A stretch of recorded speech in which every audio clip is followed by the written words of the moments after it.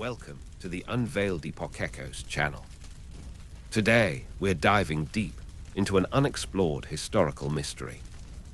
In the slow, fertile bowl of the eastern hills, where maples sigh and the old stone bridges keep their quiet, there is a county the maps call, a name that sounds like something between a place and a memory.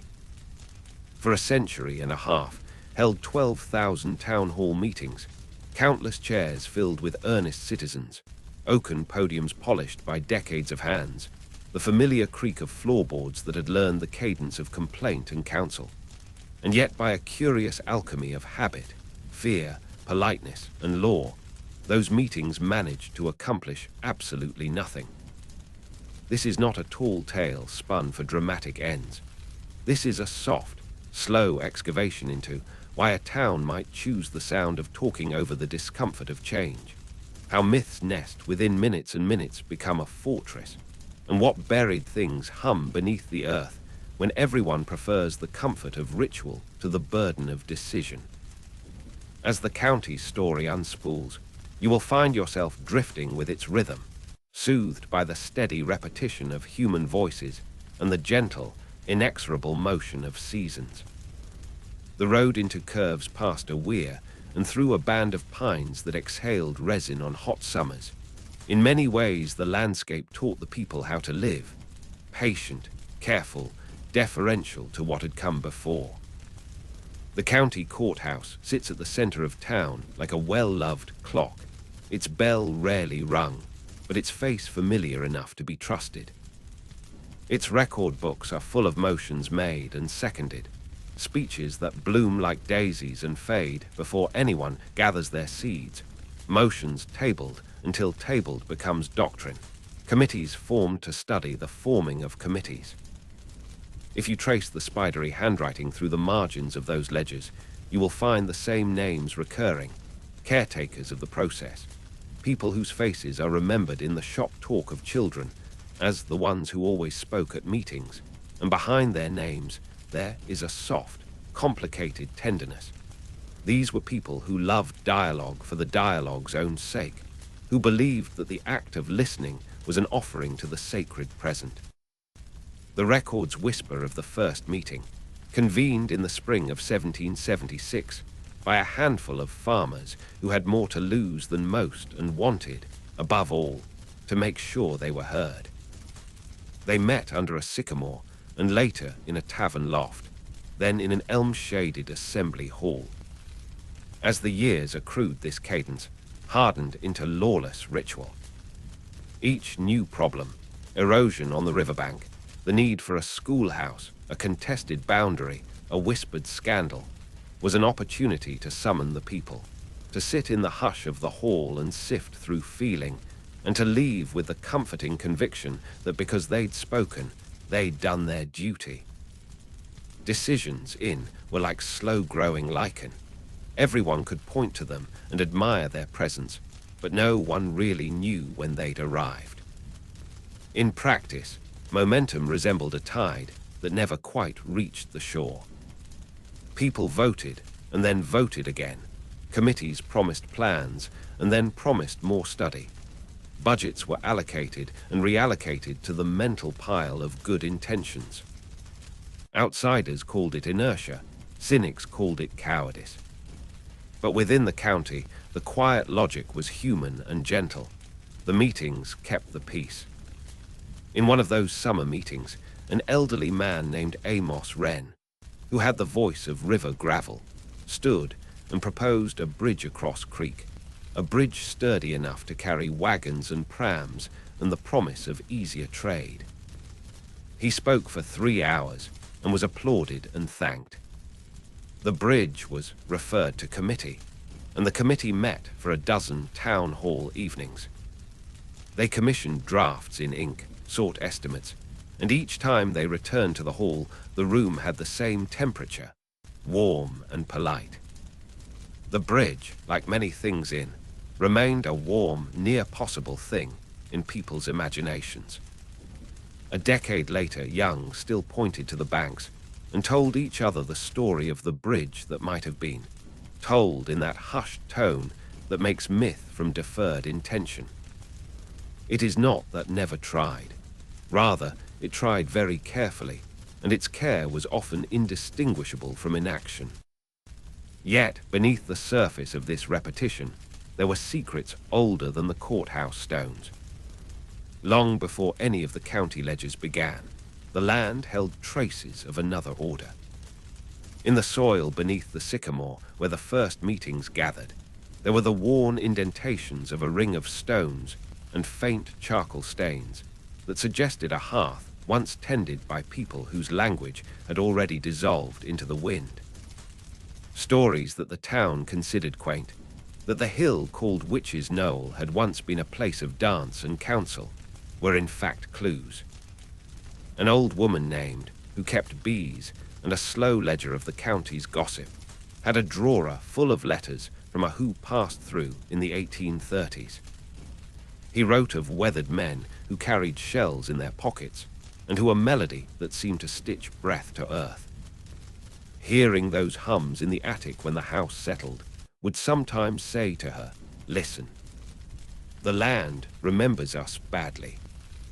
The county's long habit of meeting, its insistence on talking, might have been, at root, a cultural echo, a communal attempt to keep the memory of council alive, an inherited ritual from ancestors who had indeed acted decisively when necessary and who had used gatherings to bind fragile alliances. When the settlers came and layered their own habits atop those roots, the meeting ritual steadied into repetition. But there were other currents. In the 1890s, when the telegraph like a nervous insect, Governor Harridan sought to build a rail spur through. The promise was progress, efficient transport, markets that would hum with produce and crafts, a school endowed with books. The townsfolk filled the hall to overflowing. Debates rippled through the rows like soft calls.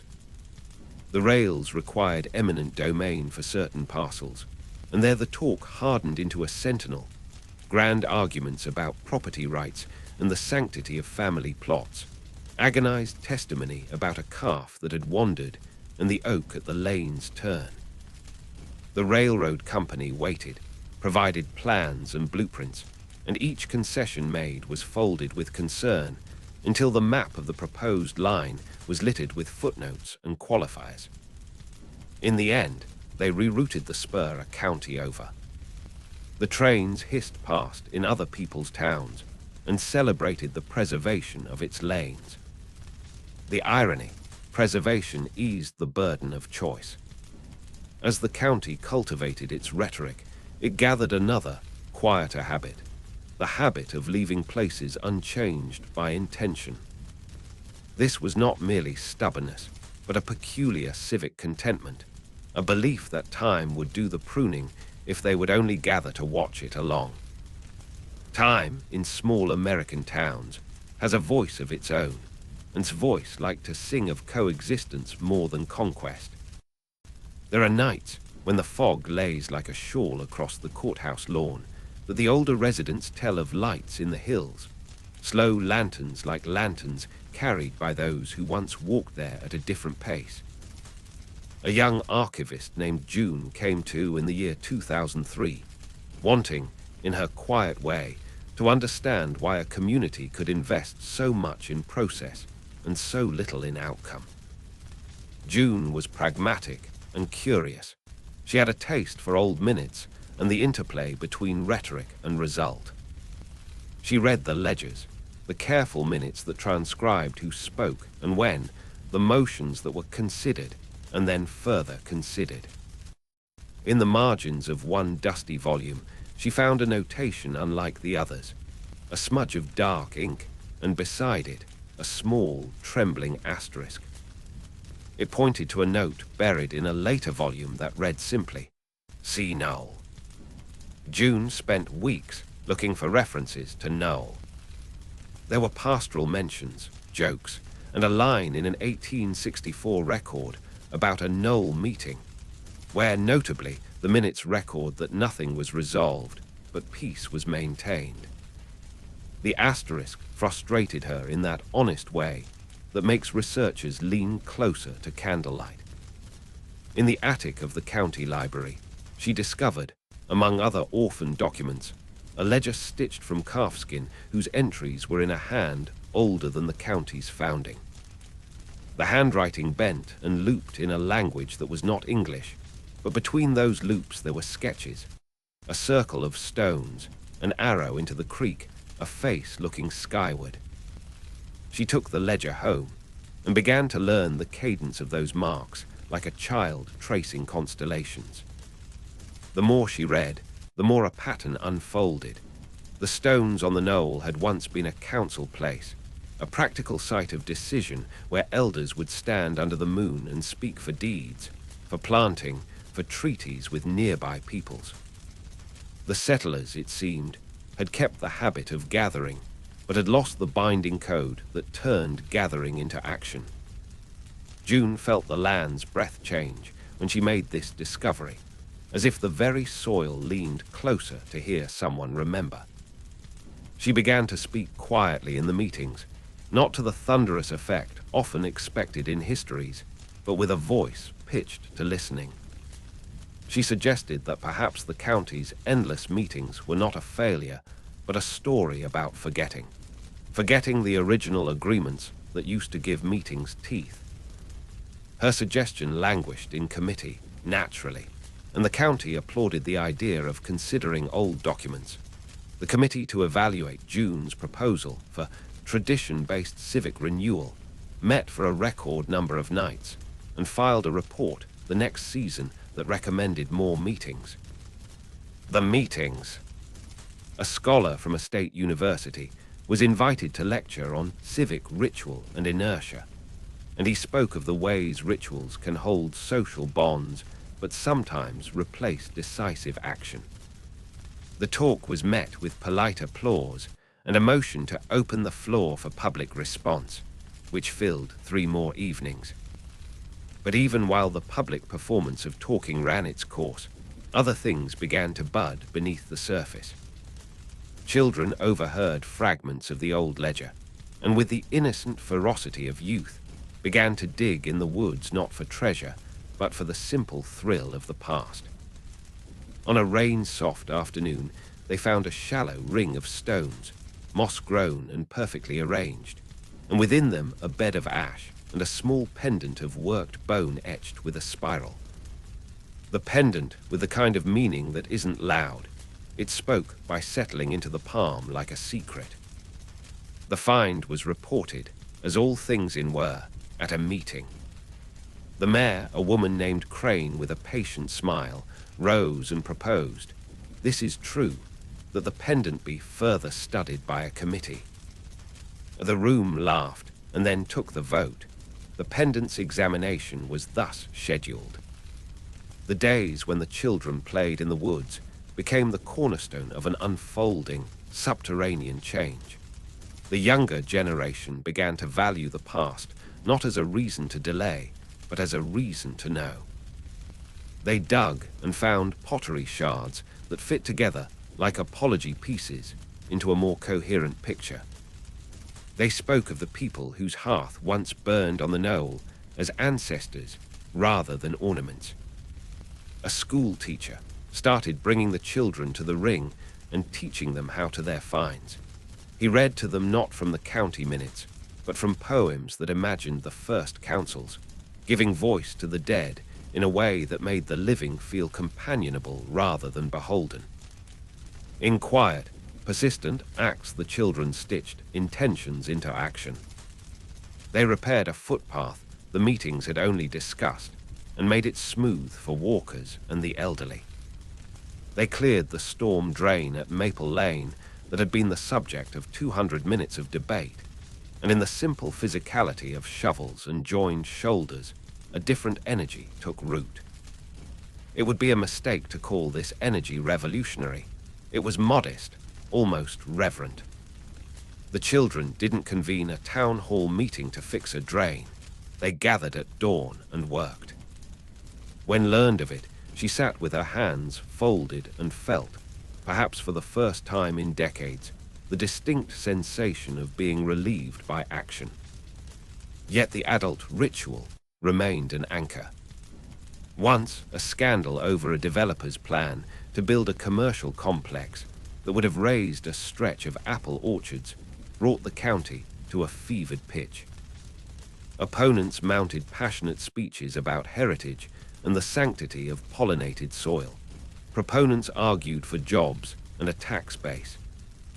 The meetings were packed, and the words flew like maple seeds on the wind. In the end, the developer withdrew. The reason was not a decisive vote at a final town hall. It was a confluence of small resistances. The children planting a tree where construction trucks would have staged their equipment, an elderly neighbor who refused to sell the parcel that would provide access to the site, an inspector who found a regulatory flaw in the plans, each a minor, practical block that did not require or produce rhetorical flourish. Learned in that slow way northern towns learn their weather, that action could be humble and tactical, that accomplishment did not always need a meeting as a midwife. The county's history did not convert overnight. The ledgers continue to document meetings where nothing changed in the formal sense, and yet, in the soft margins, something had started to alter. The folk who loved meetings for meetings' sake still existed.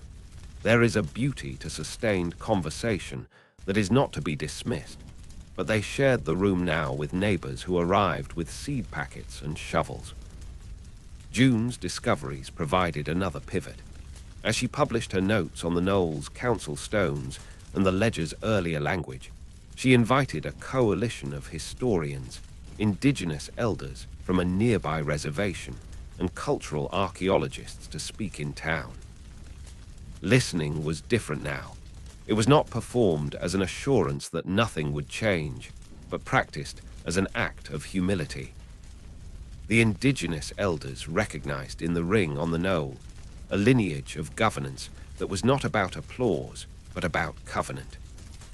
They taught the community a code, simple principles about stewardship, reciprocity, and the necessity of binding agreements. It was a small codification, written not as legislation, but as a ceremonial pact. When decisions are made, there will be a plan attached, named stewards, and a timetable. The pact carried more weight because it was not enforced by law but by ritual. Elders blessed it, and the children were entrusted to carry it forward. So the county that once held 12,000 meetings without result began to have meetings that suggested outcomes. It was not that the endless deliberations disappeared. Some habits are deeply human and are not easily unwound, but their dominance softened. There were setbacks. A flood in 2011 washed out a section of the old lane, and in the meeting that followed, tempers flared. People wanted to point fingers. Old ways reasserted themselves. Committees, hearings, a plan to create a committee to create a plan. The work had to be done. The county could not afford delay. In that moment, the younger generation, grown children of the kids who had found the pendant, stood and said plainly they would not wait. They organized pumps and sandbags, coordinated with neighbors, and in one long, exhausting night, saved a home that otherwise would have been lost. The town still held its meetings. It wrote its minutes. But in the clay of those minutes there were now traces of lists and names and dates. Road crew assigned, completed May 4. The ledger's loops grew steadier that year. There is a certain sweetness in slow correction. Transformation was not linear. It was a tide with eddies and backwash.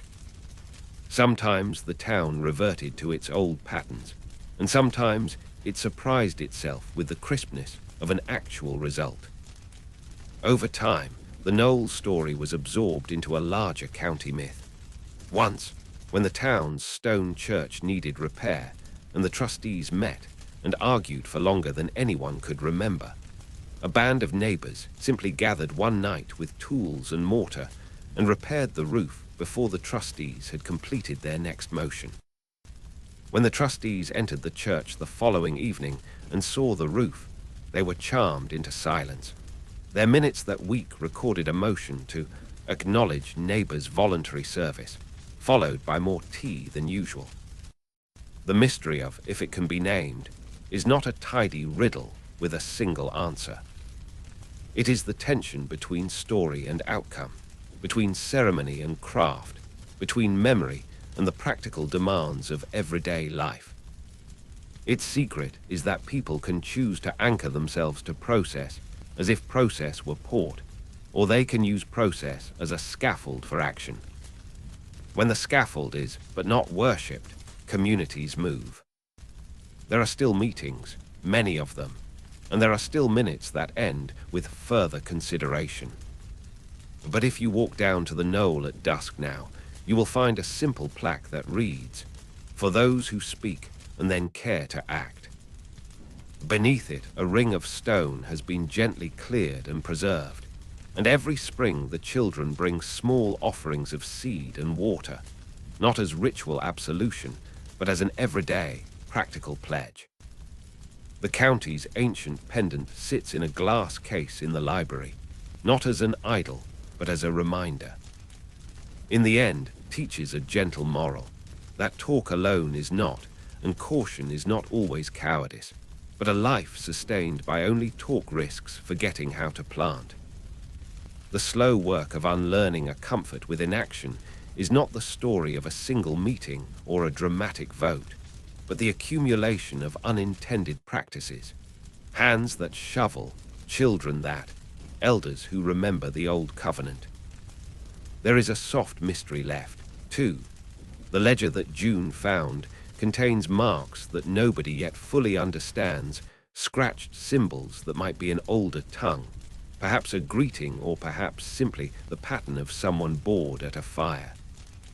Those symbols hum faintly when the light hits them just so, a suggestion that not all histories announce themselves. Some breathe, and it is our job to sit with them and notice. As you breathe in the quiet of this tale, let the slow unfolding of rest in your head like a low and steady bell. Imagine the courthouse with its bell unstruck most days, yet reliable. Imagine a sky that remembers where it left its when the sun has finished painting them and returns in patient rotation.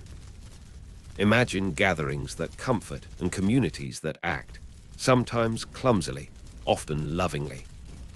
Let the late summer sound of cicadas and the whisper of page edges soothe you. Let the rhythm of listening followed by small, committed action be a lullaby. If you ever find yourself if a road ever takes you through that bowl of hills, walk the knoll at dusk, sit a while and feel the stones cool, and if you like, bring a small shovel. There are still meetings, of course. People will stand and speak, and minutes will be taken, and old habits will recite themselves with devotion. But somewhere under the measured patter of civic ritual, hands will be working, and a pact once faded will be renewed not by decree, but by practice. The county's 12,000 meetings remain, a testament to conversation's sustaining power. But beneath them now are the things that hold towns together. Bricks relaid, streams cleared, relationships tended. And that is perhaps the quietest, most satisfying kind of accomplishment. The knoll kept its hush as seasons rotated without hurry. And in that hush, new layers of story gathered like soft sediment. The children who once dug with bright curiosity grew into gentle keepers of memory, and their hands, calloused from small, learned to read the land with patient eyes, finding in low ridges and subtle discolorations the echoes of decisions that had never been made and the outlines of those that had been quietly accomplished. There were nights when the fog came down like a blanket and the courthouse lamp leaked a warm circle into the street. On those nights, neighbors migrated like slow-minded moths toward one another's porches, bringing pies and jars of sweet tea, and the hum of voices from the porches braided into something like a communal lullaby. In these soft hours, when the town's formal records slept beneath their dust, The real deliberations happened in kitchens and under porches where plans were sketched on napkins and promises were kept in the way one keeps a coiled rope ready at the gangplank. An old mason named Whitby, who had worked on the county's stone walls for decades, took to teaching a handful of apprentices the art of setting stone so that pathways would last through winters and floods. They worked with deliberate slowness, each corner bedded in mortar and memory, told the apprentices that laying stone is partly about gravity and partly about conversation with the earth, listening to how it wants to settle and giving it room to breathe. The apprentices learned the cadence of weather and mortar and began to think of work as a kind of conversation too, speech and action aligned. There were hidden stories that surfaced in unlikely places. A tattered journal found stuffed in the false bottom of a tea chest in a farmhouse that had been in the same family for 5 generations. An old map tucked between hymns in the church organ revealing a faint, hand-drawn line labelled only Path of the Old Watchers. A recorder's ledger that contained a penciled sketch of a face, eyes closed, and beside it the single word, remember. These small stirred the town with a delicious, foggy curiosity. People who had once preferred the safe ritual of meeting now took to walking the landscape at dawn, mapping by foot where fences had shifted, where a spring had once bubbled and now ran thin. The discoveries were not dramatic at the outset, no buried treasure or apocalyptic revelations, but they were intimate truths. A cluster of stone foundations where a family had stood and voted on planting a row of apple trees, a worn step at a creek that had once sheltered a clandestine ferry crossing. Each discovery was a soft key, unlocking conversations that were new in tone, if not always in subject. June, still the archivist whose curiosity had begun this delicate unspooling, organized an evening where old minutes and small were displayed side by side. People came not as members of committees, but as listeners to a common story. An elder who had attended hundreds of meetings in his life pointed to a faded photograph of the knoll and said, with a voice that had the steady patience of river stone, "We were never against doing. We were afraid of doing wrong." The admission hung in the room like a shared breath and softened the edges of argument. That fear of choosing poorly, of upsetting neighborly equilibrium, had been the invisible engine behind a century and a half of polite inaction. Once named, however, it could be addressed with tenderness rather than. A new set of practices emerged, born in part from this recognition, and in part from the practical urgency of things that would not wait for the consent of 1,000 meetings. The county adopted what they called the small covenant, for matters that required immediate care, clearing a drain, tending a tree, shoring a bank. Neighbors could act with a written after-the-fact notice to be recorded in the minutes. For larger projects, there would be times set aside for rapid binding votes that closed within a fortnight rather than a year of polite deliberation. The covenant was not law so much as a social machine, a promise to be accountable, to name stewards, to report back. It carried enough ritual to satisfy lovers of the town hall tradition and enough speed to please those who would rather shovel than pontificate. That balance, delicate and sometimes awkward, became forward motion. Alongside these civic adjustments, another, quieter mystery deepened. The symbols in the calfskin ledger, those scratching marks that had once seemed like the doodles of a bored hand, began to resolve into pattern. June, who had a patience suited to pale ink, invited linguists and elders to study the marks under soft lamplight. One of the elders, who had grown up on stories told in a language that had been mostly lost in the county's layered past, traced a loop and said softly that the mark resembled an old greeting, a hands-to-earth sign used to open council in a different time. The town listened, as if to a wind through leaves, and then, in a way that felt more like prayer than decision, a small circle of residents decided to restore the Knowles ceremony. Not to recreate old rules in exactness, but to the idea that gathering could be both talk and compact, words that ended with named tasks and... On the appointed spring evening, people gathered in the ring of stones when dusk had the slow lavender of a closing eye. An elder read the old greeting and then invited people to speak their intentions aloud in brief sentences that ended in named actions. I will clear the south drain by May 1, and each intention was acknowledged not by applause, but by a small practical pledge, an agreed tool, a name, a day. The ritual felt old and new in one breath. It was at once respectful of the past and insistently present-focused. It did not solve everything. Habits are stubborn. But it introduced a clarity that gradually reframed meetings across town. As the years folded into each other, the county developed a particular kind of gentle renaissance. Poets and carpenters, librarians and coopers, historians and school teachers began to hold quiet councils in the knoll where music and bread accompanied plans. These councils did not supplant the official town halls. They supplemented them with intimacy and practice. Out of this practice came small projects that together changed the county's texture. A communal orchard planted along the old road, removed from the purview of any single owner so that apples and were shared. A community archive formed in the library that not only formal minutes, but oral histories, recipes, songs, lived documents that taught the young that history is as much about the way we bake bread as about who signed which record. A patrol of elder volunteers who walked the ridges each month to look for erosion and small hazards, and who recorded what they found in the covenant books.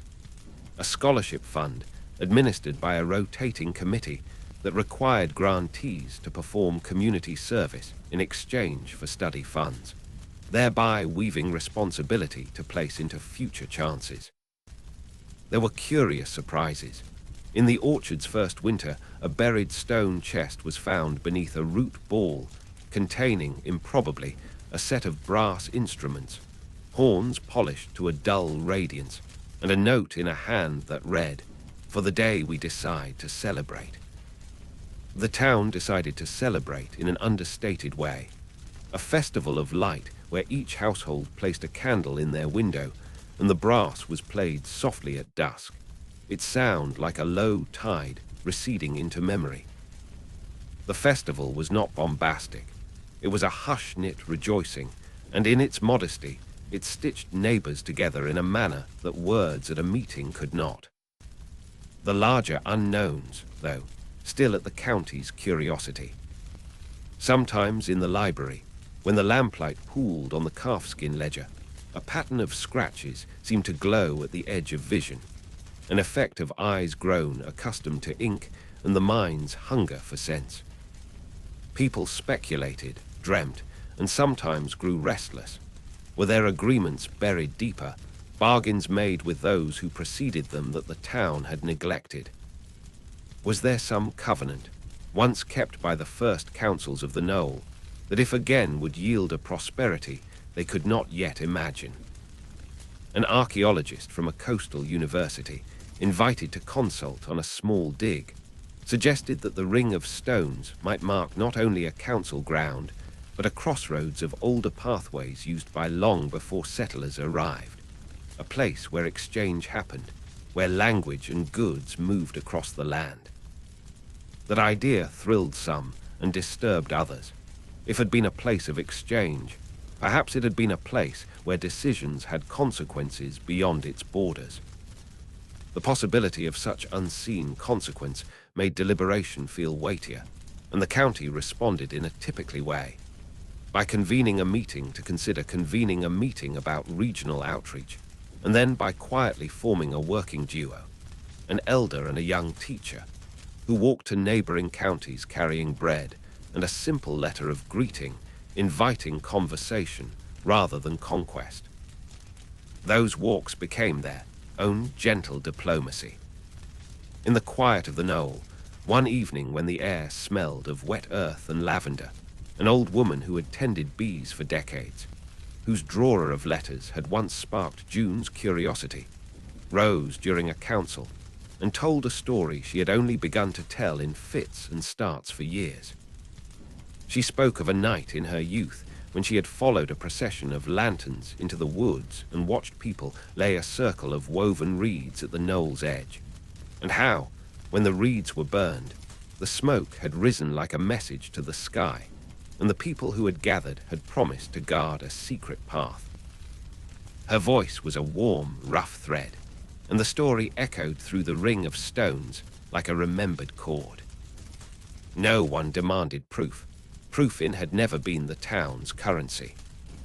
Instead, many stood and promised, simply, to walk the path she had described. The next morning, a small group of neighbors walked where feet had led, and they found, after a low slope and a line of sugar maples, a worn track that led to a shallow clearing with stones half swallowed by moss. They did not find treasure. They found something more ordinary and more exacting. A vantage point over a long meadow where, in certain lights, one could see the old trade routes that once stitched the region together. The discovery changed little in practical terms, but it reoriented a few minds. It was one thing to keep to a single bowl of hills, and another to recall that those hills had always been part of a wider conversation. Conversations began to include the notion of responsibility beyond its own bounds.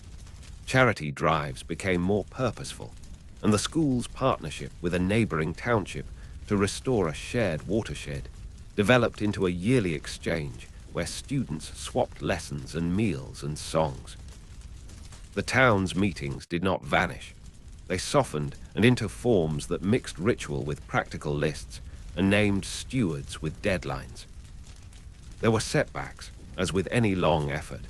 Debates flared about land use and development, and old voices insisted on the sanctity of speaking for speaking's sake.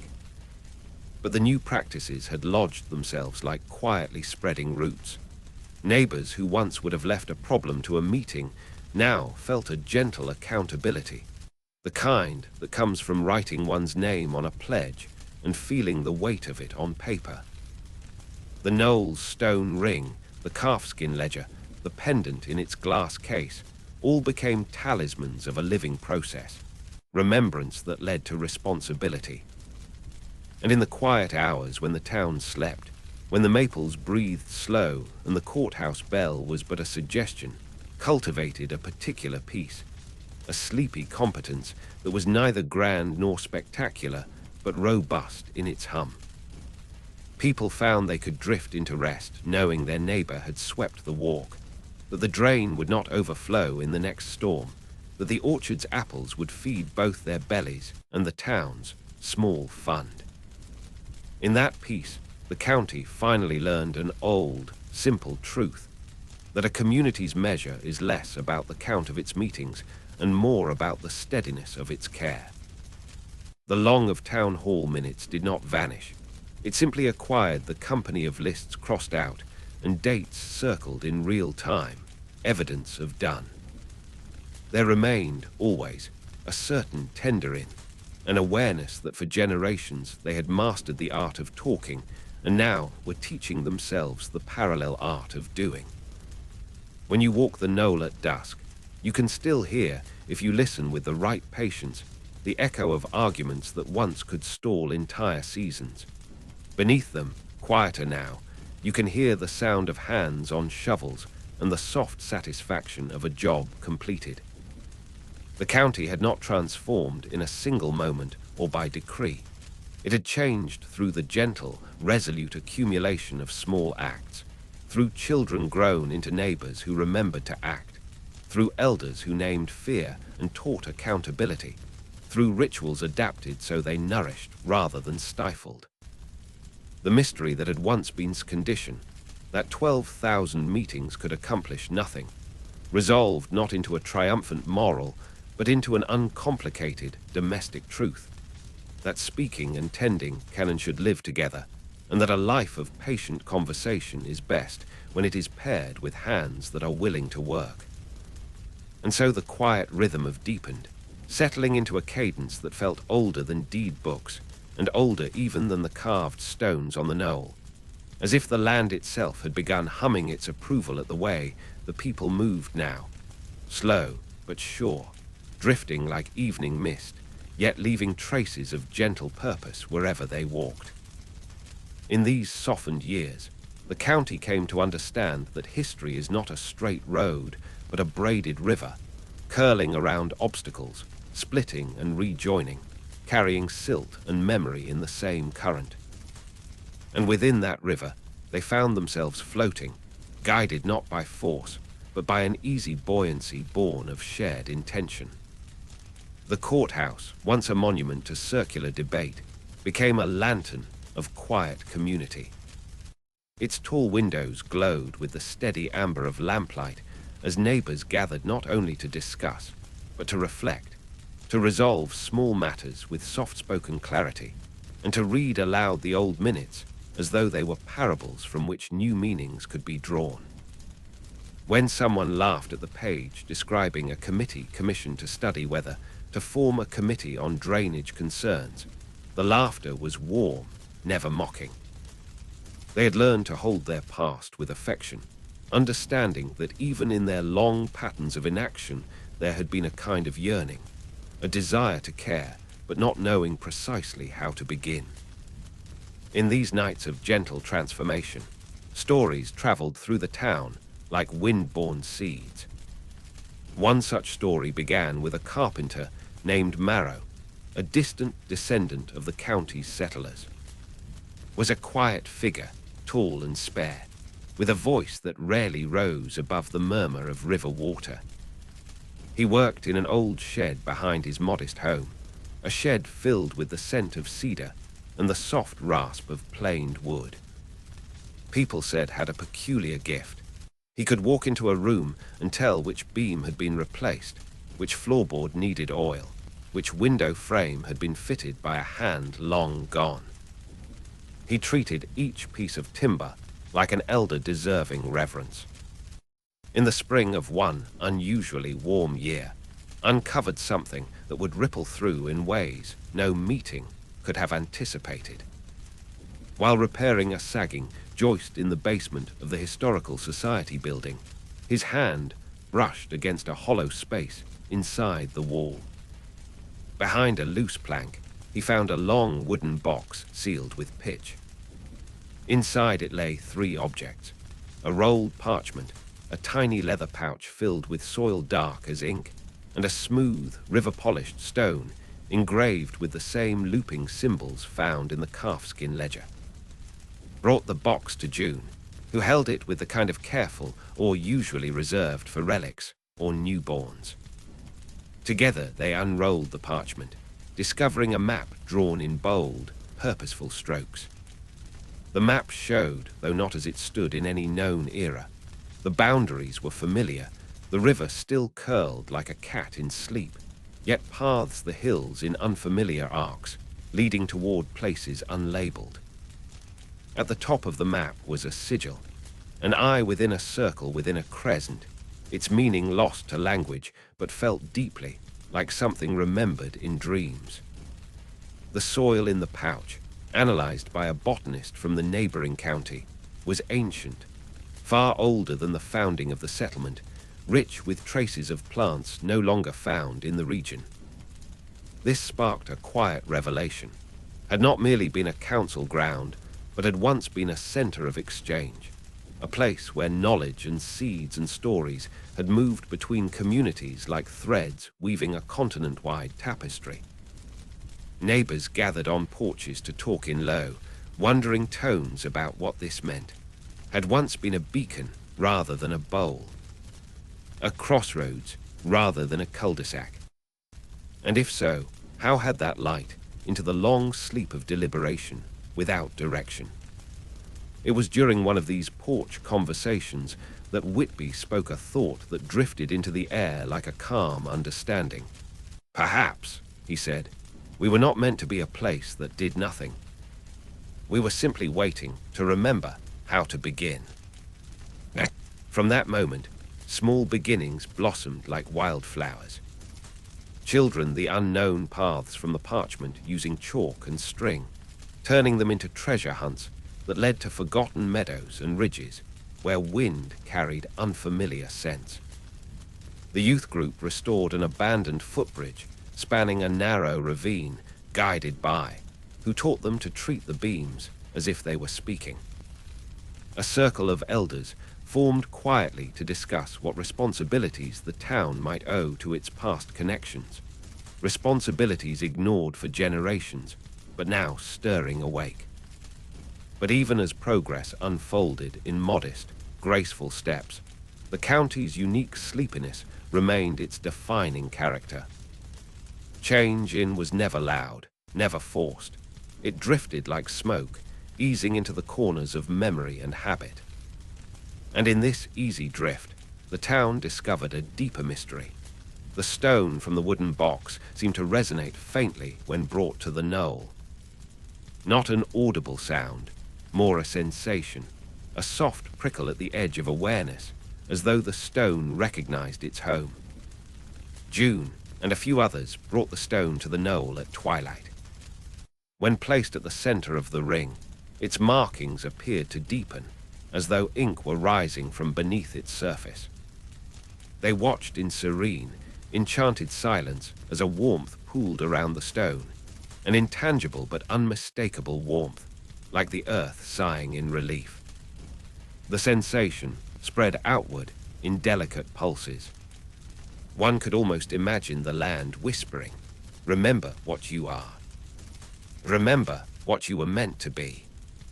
In the following weeks, Dreams Inn became unusually vivid.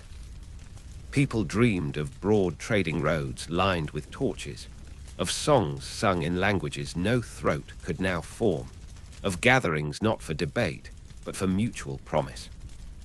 They woke rested, soothed, filled with a strange and gentle courage. Even those who rarely dreamed found themselves drifting into soft visions that left them with a quiet assurance, as though the past were extending a steadying hand through the curtain of sleep. The dreams encouraged the county not toward sudden transformation, but toward clarity. When the annual storm season approached and the river began its familiar rise, no meeting was held. Without any spoken plan, neighbors appeared at dawn with tools, sandbags, and warm coffee. They stood together along the banks, working in calm unison, their motions almost rhythmic, as though guided by the same dream. When the waters receded, the town felt a satisfaction as deep as the riverbed, a satisfaction that needed no applause. The parchment map continued to offer gentle mysteries. One of its unlabeled symbols corresponded to an area near the old quarry. When a group of residents walked there, they found nothing at first, just grey stone and sparse grass. But at sunset, when the warm light slanted low, faint carvings appeared in the rock face, revealed only at that exact angle. The carvings depicted figures standing in a ring, hands to the earth, heads bowed as though listening. Above them arched the same crescent circle-eye symbol, now clearly a sign of gathering, of unity, of covenant. This discovery deepened sense of origin. They had not been a place of stalled action by nature. They had been a place of listening. Listening before acting. Listening as ceremony. Listening as identity. They had simply forgotten the part that came after. Under stars that seemed older than any ledger, residents began holding quiet night gatherings at the quarry. They spoke of stewardship with voices softened by the dark. They recited their intentions in tones meant not for applause, but for the stones themselves. In this sanctuary of dusk and echo rediscovered its rhythm, not fast, not forceful, but sure. And June spent many nights studying the ledger and the map together in the library's dim lamplight, surrounded by dust motes drifting like ancient pollen. They found themselves imagining what the county might become if it both halves of its heritage, the gift of speaking and the gift of doing. Their conversations stretched until the lamps flickered low, their words weaving new futures that felt like remembered ones. Sometimes, in the warm hush of those evenings, June would pause mid-sentence, struck by the strange peace enveloping the town. A peace not born of stagnation anymore, but of alignment with something older and wiser than the courthouse minutes. Once defined by its sleepwalking through generations of polite indecision, now embraced sleep as a source of wisdom. People went to bed earlier, letting dreams guide their thoughts. They woke slower, trusting that clarity would come in its own time. The county became a place where rest was considered part of decision-making, not separate from it. A place where deep breaths were as essential as motions and votes. A place where the land and its people learned to murmur to one another again. And in the quilted calm of these years, the county found itself quietly, steadily transformed, not in spectacle, but in serenity. The knoll stones felt warmer beneath the hands of those who visited. The orchard bore sweeter fruit. The children who once dug for relics grew into adults who planted seeds with deliberate joy. And the map, though still unread in parts, continued to whisper possibilities. Remained slow, dreamy, and unhurried. But it was no longer a place of nothing accomplished. It had become a place where actions grew like moss, soft, steady, inevitable. A place where history breathed not in ledgers alone, but in footsteps, in whispered intentions that took root. A place where sleep and purpose intertwined until they were indistinguishable, like two rivers meeting in the quietest dusk. The seasons drifted onward with the same gentle patience that had always characterized, yet something subtle had shifted, as though the air itself held a deeper softness.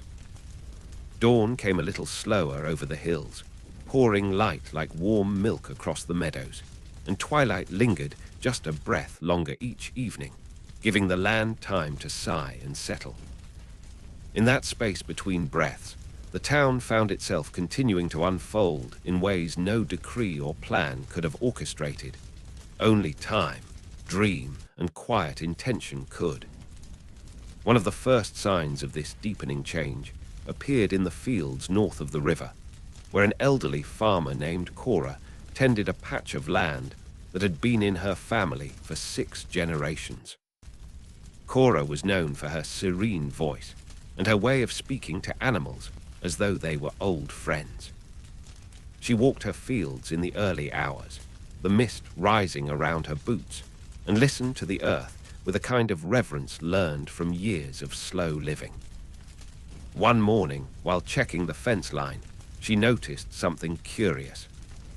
A trail, narrow, faint, as though made by light footsteps, ran from the far corner of her acreage toward the wooded ridge beyond. It had not been there days earlier. It was the kind of trail the land itself creates when it wants to remember an old path. Cora followed it, her breath matching the quiet rhythm of dawn. As she walked, she felt an odd sense of familiarity, as though her grandmother's stories were guiding her gently by the shoulder. The trail led her to a grove she hadn't visited since childhood, a circle of saplings that had grown taller than memory, but were arranged too symmetrically to be natural. She knelt and brushed her hand through the leaves at the center, discovering a cluster of stones arranged in a spiral. The stones were warm despite the cool air, and beneath them she found soil as dark as the kind had uncovered in the wooden box. She gathered a handful and held it close. It felt alive, pulsing faintly in her palm. Cora returned to town urging neighbors to visit when they felt calm and unhurried. And one by one they did. They found that time in the grove slowed, even more than usual unraveling worry thread by thread. People emerged from the grove clearer, quieter, and somehow more attuned to intention. The grove became, without any formal decision, another sanctuary, just like the knoll and the quarry, woven into the town's landscape of gentle awakening. Meanwhile, June and continued their deep, unhurried study of the parchment map. It was who first noticed that certain lines seemed to shift subtly depending on the light. When sunlight struck the parchment at a low angle, faint symbols appeared at intersections of the old path, symbols resembling seeds or small flames. They speculated that these markers denoted places where exchanges once occurred, of stories, goods, promises, or perhaps something even older. Intrigued, they visited the closest marked point, a wide, natural terrace overlooking the river. The place felt familiar and yet freshly significant. Moss covered the stones there, and the wind carried a scent of iron and pine. Wiles boot against something hollow beneath the earth. He knelt, brushing away layers of moss and soil, revealing a slab of carved stone. With help from others who soon joined him, the slab was lifted, revealing a shallow chamber. Inside lay bundles of woven reeds, preserved by time and earth, and a collection of clay discs etched with more of the looping symbols. The discs were fragile, crumbling at the edges, but their designs were clear enough to study. Through long evenings by lamplight, June discerned patterns among the engravings, a system of marking agreements between groups, noting who promised what and when. The symbols represented not laws, but trust. A trust that grew through action, not by signature, but by the steady fulfillment of shared tasks.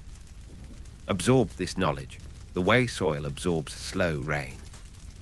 The idea that early communities had upheld their promises by tending, building, repairing, by acting rather than simply resolving, resonated with the town's new rhythm. It affirmed what they had slowly begun to rediscover, that a promise is a living thing, meant to be nurtured through the quiet diligence of hands and hearts. News of these findings reached neighboring communities, and visitors began arriving, not in busloads or disruptive crowds, but as solitary or pairs of curious historians, drawn by the whisper of rediscovered past, and welcomed them with the same sleepy grace that characterized everything it did. Conversations were held on porches at twilight, and left with bread, apples, or simply a sense of being gently folded into the town's story for a moment. It was during one such visit that a linguist from the coast suggested the looping symbols might be fragments of a proto-script used for ceremonial memory. She believed it may have served as a guide for rituals intended to align a community's intentions, rituals not of worship, but of unity. When she spoke these words aloud in the library, something shifted in the air, a collective exhale. It was as though everyone listening understood that heritage had always been unity, though the means to express it had been forgotten for too long. The knoll, the grove, the quarry, and now the terrace by the river began to form a loose constellation of sacred spaces, not sacred in the grand sense, but in the gentle way a well-worn rocking chair or an old lullaby can be sacred. People visited them when minds felt tangled or hearts felt heavy. They left with a sense of ease, clarity, and a renewed readiness to follow through on the quiet promises they had made. One summer evening, as the heat softened into a warm haze and the insects thrummed their slow chorus, held what was perhaps its most remarkable gathering, not a meeting, not a council, but a communal night of dreaming. Families spread quilts across the grass of the courthouse lawn. The lamps were, leaving the sky luminous with starlight. Children curled against their parents. Elderly couples held hands. Neighbors who had once sat across aisles in endless debate now sat shoulder to shoulder in shared stillness. When everyone was settled, June read aloud a passage from the calfskin ledger, one of the newly understood inscriptions. It was simple, yet it resonated through the air like a bell rung underwater. Remember what we tended. Tend what we remember. As the words faded into the warm night, the town fell into a collective quiet. No one imposed meaning. No one argued interpretation. The stars, patient and ancient, watched over them. Eventually, sleep took the crowd in drifting waves. Those who stayed awake a little longer described later the feeling that the land itself breathed in time with the sleepers, as though, for the first time in a long time, rested as one. In the days that followed, something subtle but unmistakable changed in the town's rhythm. People began completing tasks before announcing them.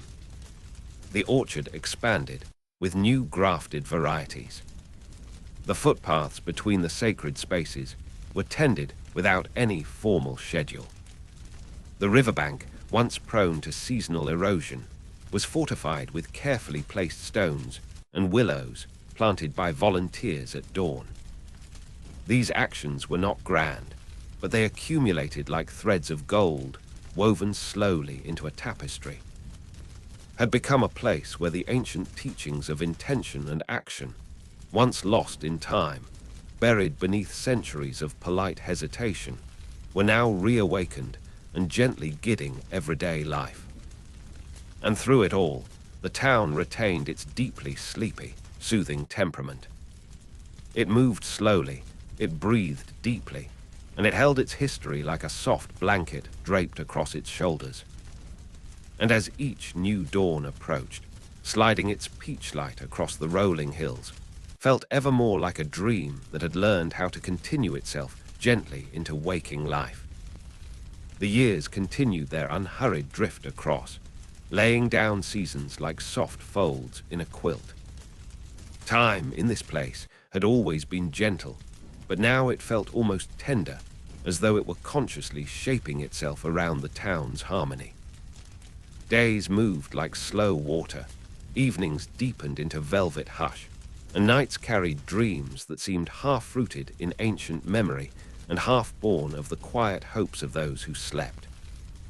As the town's rhythm settled into this serene balance, the sacred constellation of places, the knoll, the grove, the quarry, and the river terrace, began to weave themselves even more tightly into the lives of people. These sites became more than landmarks. They became repositories of intention, places where footsteps seemed to loosen worry from the bones and where whispers carried a kind of soothing resonance. One autumn, when the maples blazed softly with amber, a group of children wandering near the quarry discovered something new, or rather something very old, disguised as a simple outcrop of stone. A slab near the base of the cliff bore faint, nearly invisible grooves. At first they thought it was nothing, a trick of light on weathered stone. But when one child traced her finger along the grooves, a shiver of recognition passed through her, though she could not have said from where or why. They returned with June, and who knelt beside the stone just as the sun began to dip. The angle of the light sharpened the grooves into clarity, another inscription arranged in a spiral. The symbols were similar to those found in the ledger, but subtly different, as though representing a later evolution of the script.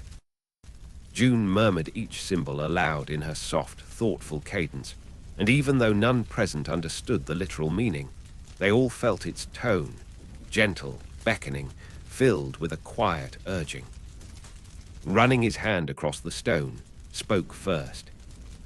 "It feels," he said slowly, "like it's asking us to look inward before we look outward."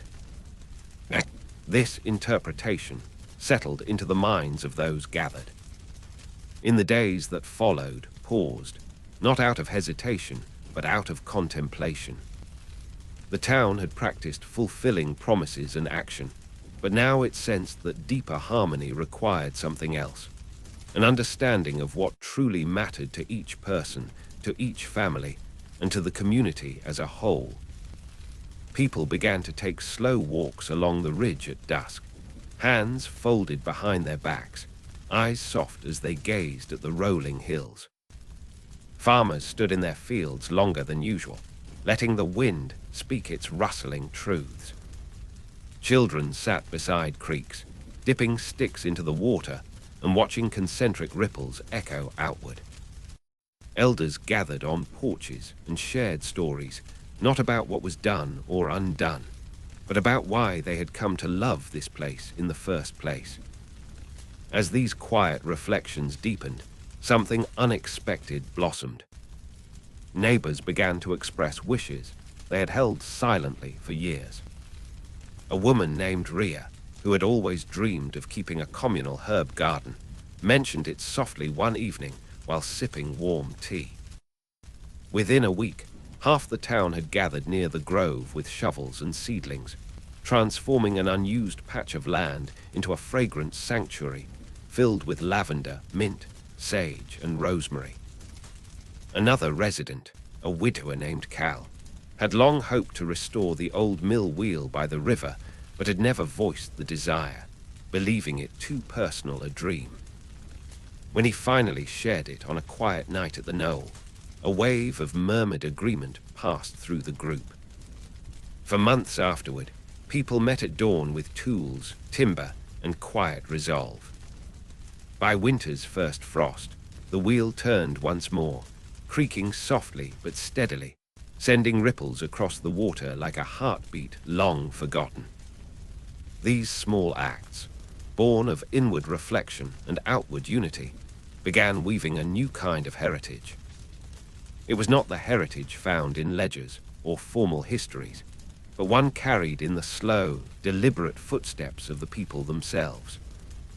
The parchment map continued to reveal new details as well. When observed by, faint dotted lines appeared between the sacred sites, forming a web of pathways like a constellation traced across the land. June hypothesized that the ancient inhabitants of this region may have used these sites as stations in a cycle of reflection, action, renewal, and gratitude. The map, she believed, was less a guide to physical spaces and more a guide to states of being, reminding its people to move through life in balanced rhythm. Intrigued by this idea, a group of residents began walking the cycle paths marked on the map, taking their time to pause at each site.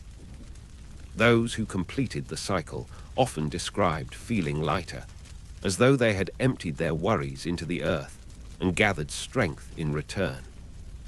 Some reported dreams that felt like memories not entirely their own, glimpses of ancient councils, of hands touching the earth in unity, of songs sung in tones that resonated through the chest like a quiet drum. Nighttime became especially peaceful. Lamps glowed warmly behind windows, and the streets, softly lit by moon and starlight, held a quiet that felt almost sacred. People slept deeply, carried into calm dreams by the hum of crickets, the rustle of leaves, and the slow, rhythmic turning of the restored mill wheel. Over time, the concept of the quiet covenant emerged, an unspoken agreement born from generations of remembered and forgotten rituals. It held that the community would act with intention, speak with care, rest when needed, and the subtle tug of the land's wisdom. No document recorded this covenant, no voted. Yet everyone understood it, felt it, lived it. As winter approached, the first snowfall drifted lightly across. The flakes fell thick and slow, as if time itself had softened. Children ran through the blanketed fields, leaving tracks that curved like gentle runes. Elders sat by their hearths, speaking in hushed tones about how far the town had come, not in distance or grandeur, but in spirit. And through it all, kept its dreamlike, soothing nature. It remained a place where decisions rose slowly, matured gently, and landed softly. A place where ancient echoes mingled with the breath of those alive today. A place that slept well, dreamed deeply, and woke each day with quiet purpose. The winter that followed arrived with a hush so complete that even long-time residents paused to remark on it. Snow fell in thick, unbroken veils, layering rooftops and meadows with a softness that seemed to mute the world into a single, tranquil breath. The wind itself slowed, as though unwilling to disturb the fragile white stillness settling across. And the town, already accustomed to moving at a contemplative pace, slipped even deeper into its dreamy rhythm. During this season of quiet, new forms of reflection emerged almost of their own accord. People found themselves lingering longer by their fires, watching embers glow like tiny suns in a miniature universe. Conversations became slower, more deliberate, unfolding like warm blankets laid gently across the night. Even the children, usually quick in their play, moved through the drifts with a kind of reverence, as if the snow held soft secrets they dared not startle. It was in this muted calm that another mystery began to surface. At the edge of where the land sloped gently toward the river stood a grove of ancient maples. These trees were older than the county itself, older even than the known settlements, their roots woven deep into the soil like threads binding the past and present. In the coldest week of winter, when temperatures well below what the region usually tolerated, a strange phenomenon appeared in the grove. Faint glowing bands of blue-white light circled the trunks, shimmering like frost captured in moonlight. At first, people thought it was simply an optical trick created by ice and moonbeams. But the glow persisted even on moonless nights, casting soft halos at the base of each maple.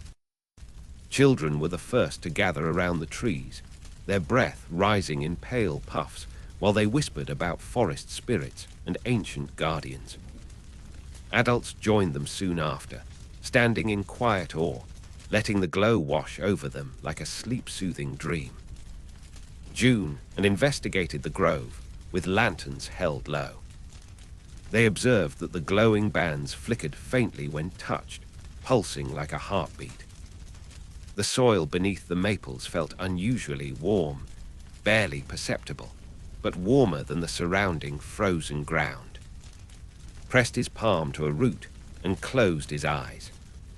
After a moment, he said softly, "It's as if the trees are remembering."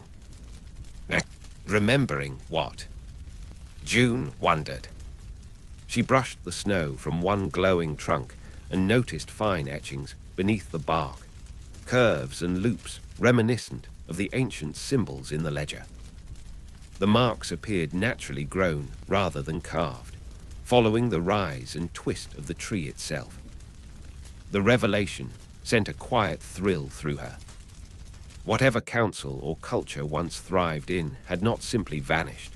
It had woven itself into the land, the trees, the stones, the rhythms of the earth. She shared this insight with the townsfolk, who received it with the same soft wonder they brought to all new discoveries. And without any formal decision, people began visiting the maples as part of their winter rituals. They approached silently, letting the shimmering light soothe them. Some left small tokens, woven grasses, sprigs of rosemary, handwritten notes expressing gratitude or tentative hopes. The grove became a place not of expectation, but of release, where worries dissolved into the frozen earth and intentions drifted upward like warm breath toward the branches. One evening, as snowflakes drifted in lazy spirals, an elder named Amos Brindle approached the grove leaning on a cane polished smooth by years of use. Amos had lived through seasons of great sorrow and seasons of quiet joy. He carried both with equal grace. As he stood before a particularly large maple, The glowing band brightened faintly. Amos placed a trembling hand on the bark and whispered something only the tree could hear. Later he told June, and that the moment felt like being listened to by something older than grief. His words became a kind of soft teaching for the community, the idea that the land itself held space for their burdens, absorbing them not to erase them, but to make them lighter. Winter deepened its hold on, yet the cold never felt harsh. The town seemed wrapped in layers of memory and dream, cushioned against the bite of frost. The restored mill wheel continued its slow turning, sending gentle ripples across the river, which remained unfrozen longer than expected. Another quiet mystery attributed to the pulse of ancient warmth beneath the soil. And still the parchment map yielded new secrets. When June warmed it near the library's hearth, carefully, cautiously, a faint pattern appeared in the corner, a circle divided into 4 quadrants, each marked by a symbol matching one of the sacred sites. The knoll, the grove, the quarry, and the terrace were not isolated places. They formed the points of a greater whole.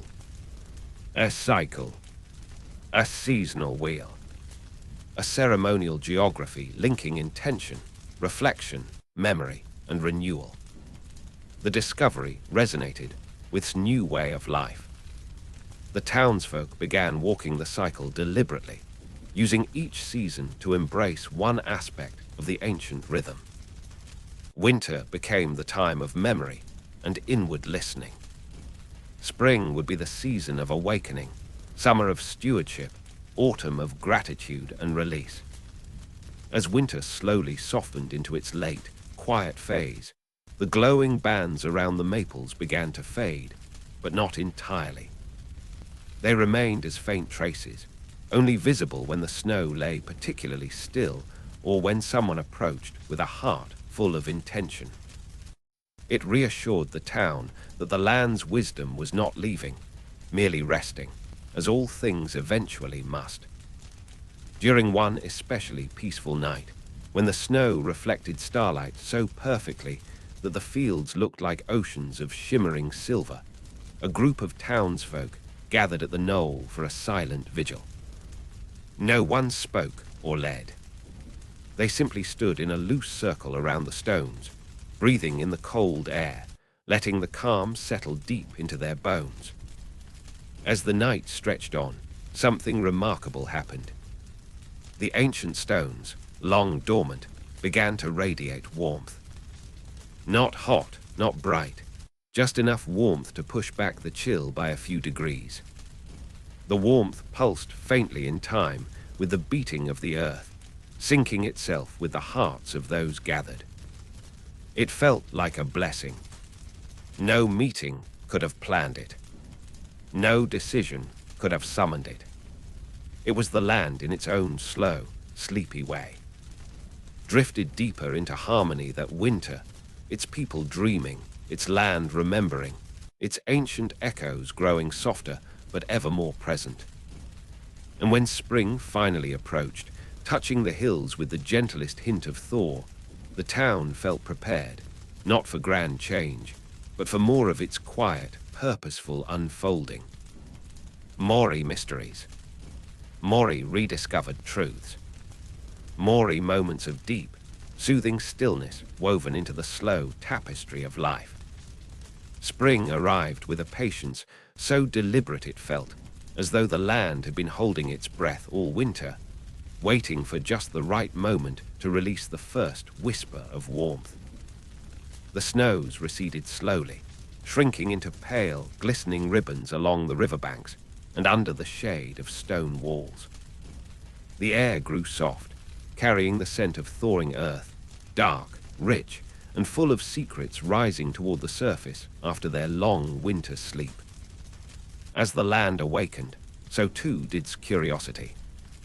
The slow, careful unraveling of the town's deeper history, something that had begun almost accidentally, now took on a more intentional rhythm. People found themselves drawn not only to the known sacred sites, but also to small, quiet corners of the landscape where they sensed the presence of stories yet unearthed. One such awakening began with the slow melt near the terrace by the river. As the ice withdrew, it revealed a narrow, ancient stone channel running parallel to the riverbank, so subtle it had been overlooked for generations. The stones were irregular but clearly shaped, their surfaces smoothed by time.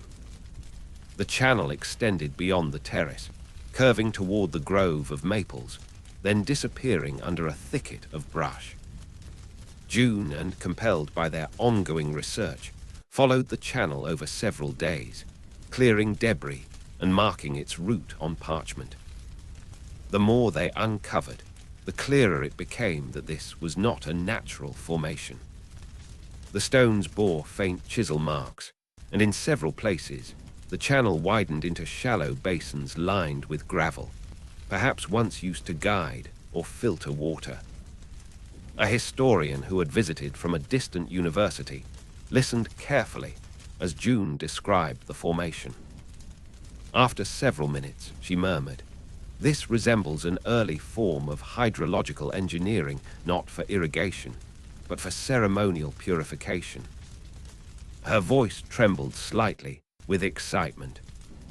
The idea that ancient inhabitants of had built a waterway for ritual cleansing, something far older than any surviving record, sent a ripple of wonder through the town. The residents had always sensed the land held meaning beyond the scope of their formal histories, but now a clearer picture was emerging. The knoll for council, the grove for reflection, the quarry for memory, the terrace for exchange, and now the channel, perhaps marking a path of preparation for those who once gathered in these places. Research deepened.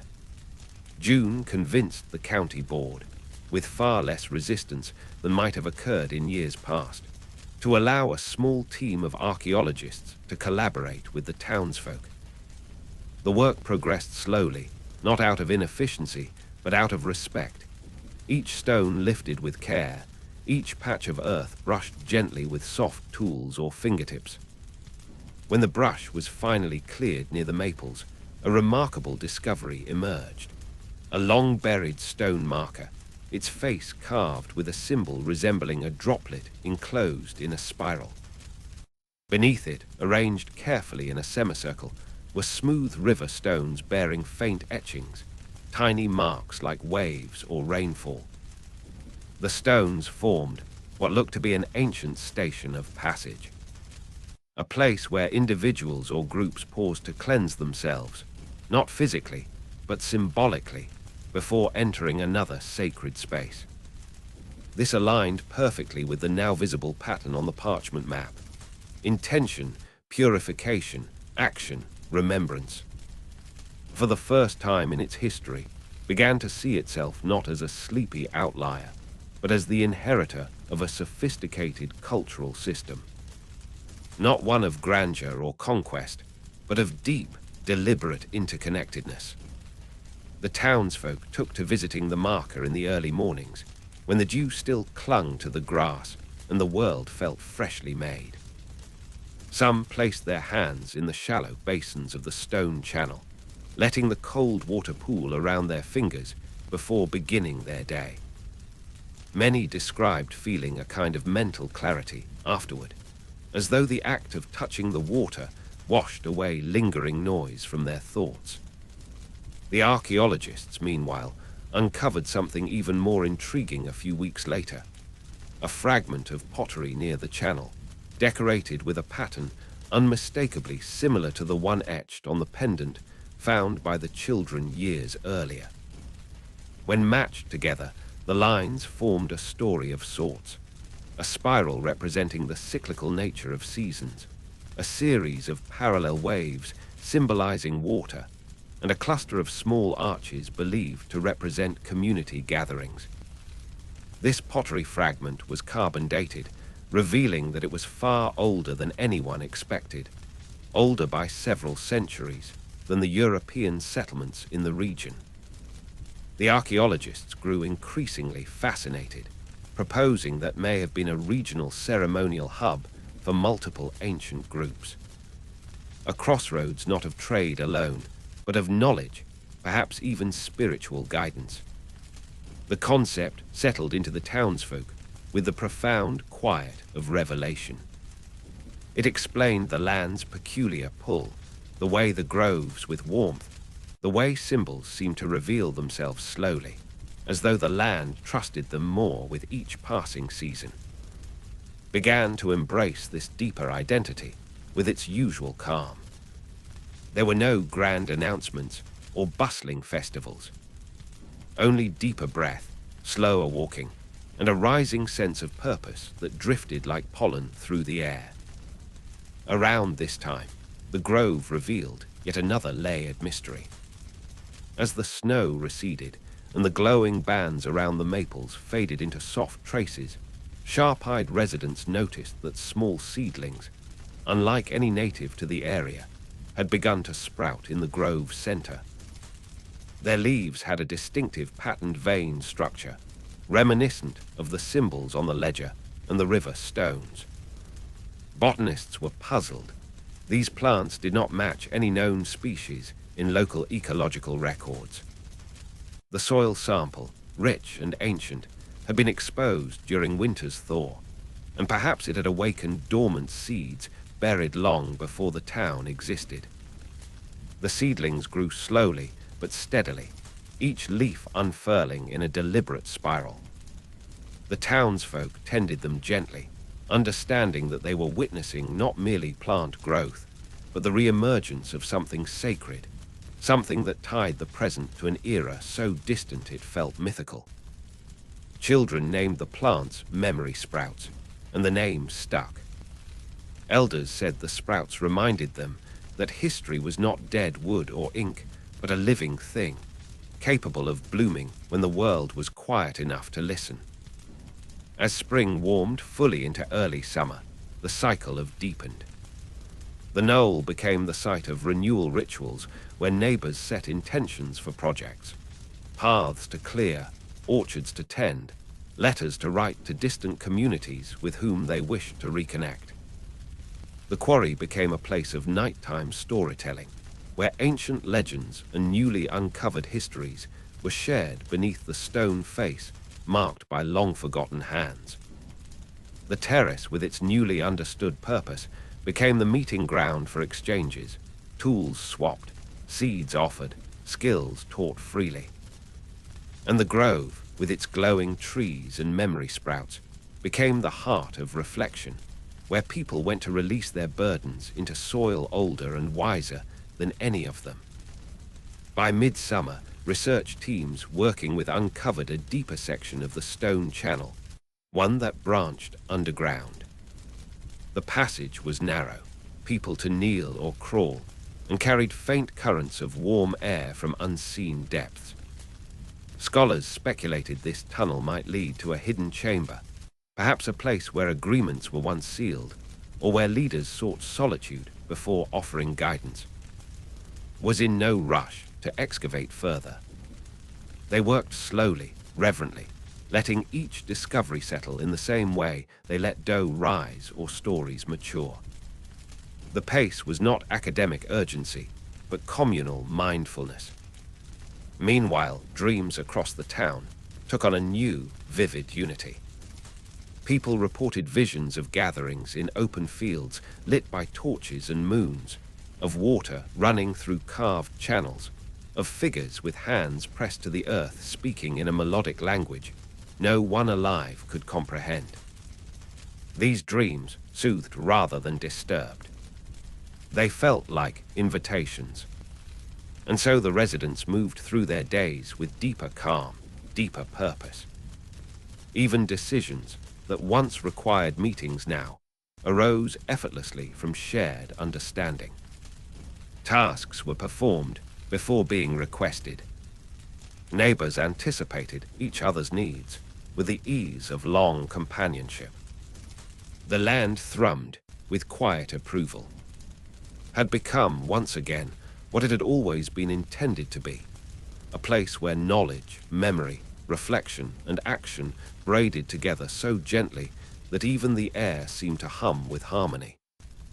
Spring arrived with a patience so deliberate it felt, as though the land had been holding its breath all winter, waiting for just the right moment to release the first whisper of warmth. The snows receded slowly, shrinking into pale, glistening ribbons along the riverbanks and under the shade of stone walls. The air grew soft, carrying the scent of thawing earth, dark, rich, and full of secrets rising toward the surface after their long winter sleep.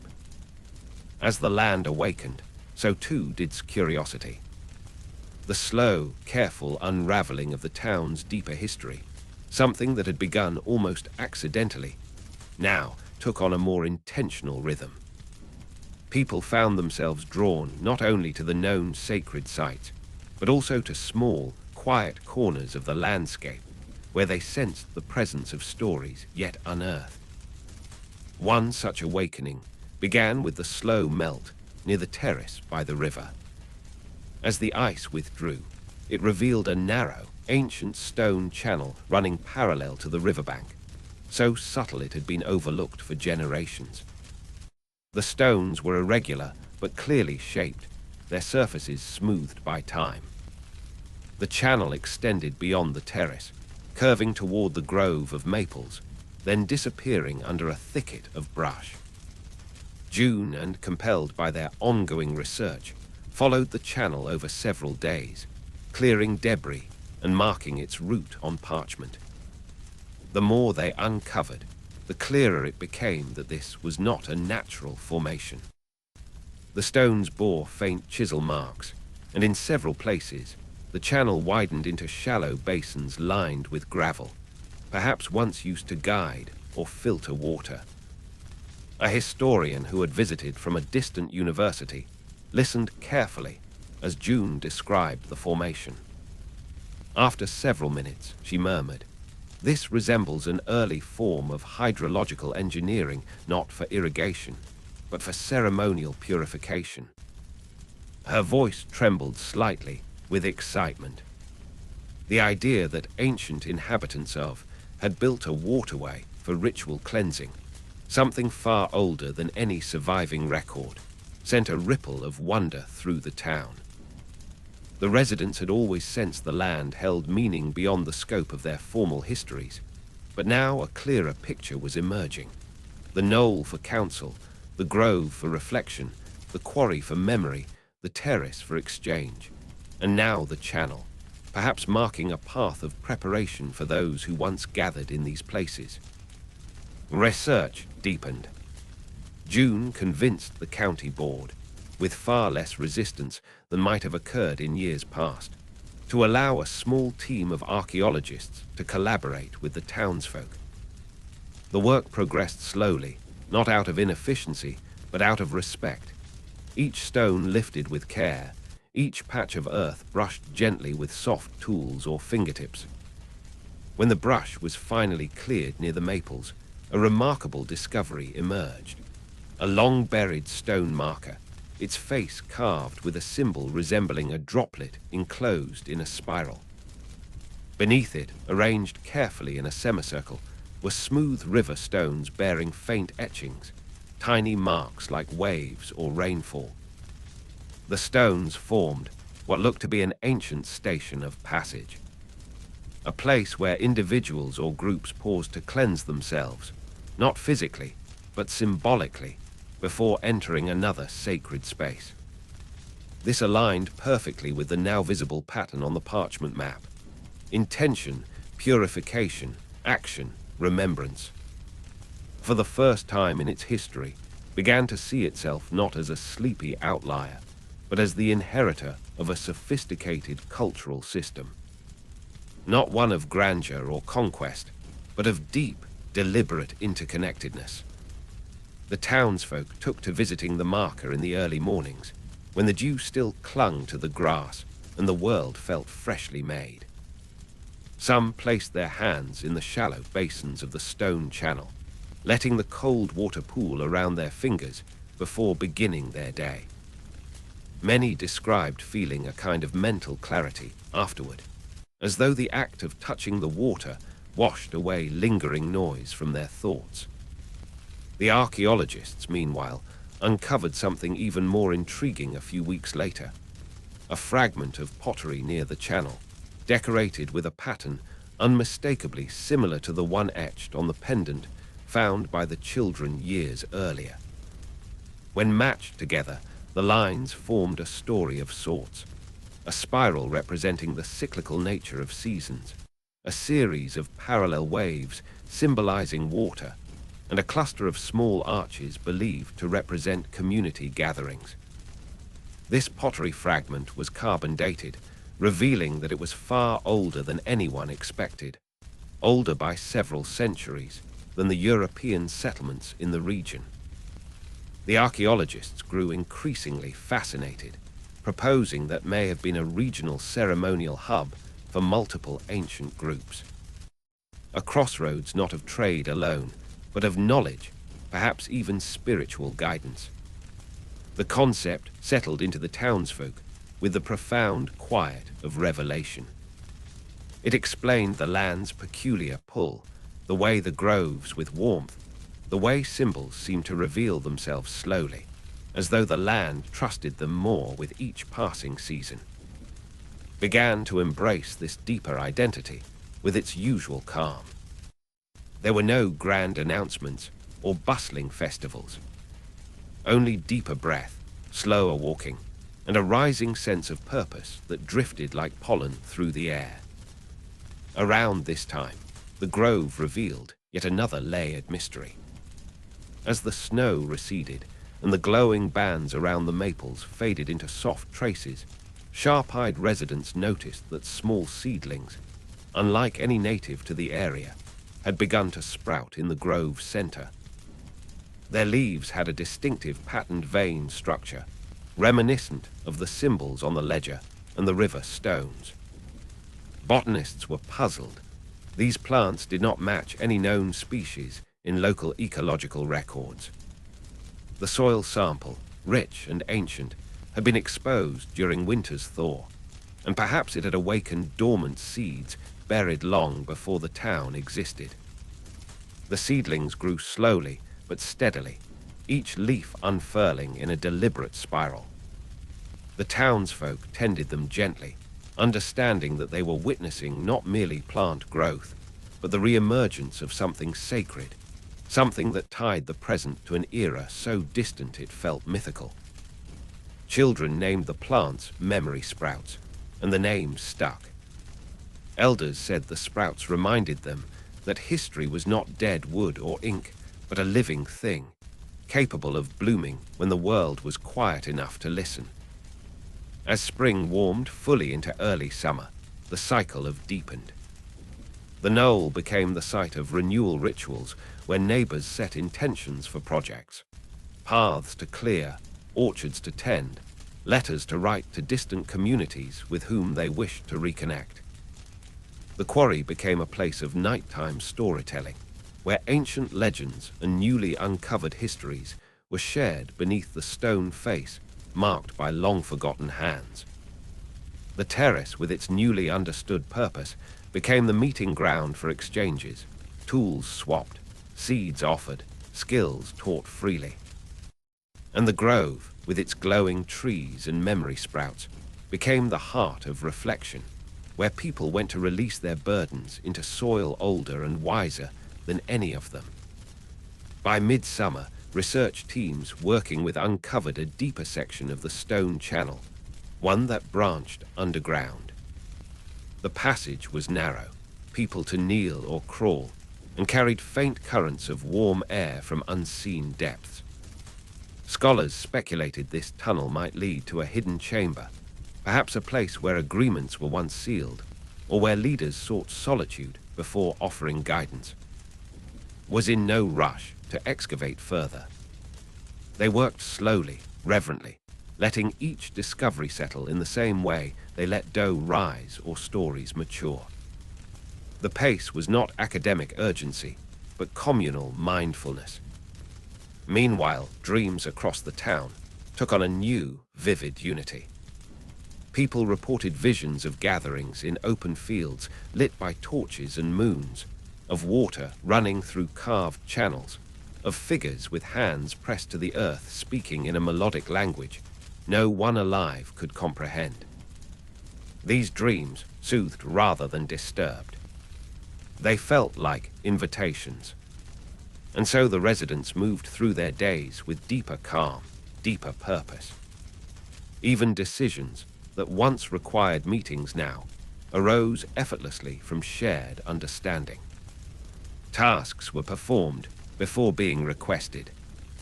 Neighbors anticipated each other's needs with the ease of long companionship. The land thrummed with quiet approval, had become once again what it had always been intended to be, a place where knowledge, memory, reflection, and action braided together so gently that even the air seemed to hum with harmony. As summer unfurled itself over, laying long, warm days across the hills and valleys, the town eased into a season of gentle discovery. Heat shimmered above the fields, cicadas sang their steady lullaby from dawn to dusk, and the river glided slowly through the landscape like a long, sleepy sigh. In this softened light, the deeper layers of the town's forgotten past seemed to loosen their grip just enough for new truths to surface. The underground branch of the ancient stone channel, the narrow, warm-aired passage discovered during early summer, became the quiet focus of collective curiosity. No one rushed toward excavation. Instead, they approached the site in the same slow, reverent manner with which they had learned to approach all mysteries, one careful step at a time, allowing the land to guide rather than be forced. June organized small volunteer teams to clear only loose soil and brush from the tunnel entrance. They used soft brushes, not shovels, respecting the fragility of what lay beneath. Children often sat nearby on blankets, watching the work with wide-eyed wonder, sometimes whispering guesses about what the chamber might hold: treasure, ancient tools, songs carved into stone, or maybe just more mysteries too shy to reveal themselves easily. Was among the first to test the tunnel's stability. He built simple wooden supports to brace the upper stones, his movements slow and meditative, each tap of his mallet echoing softly through the earth.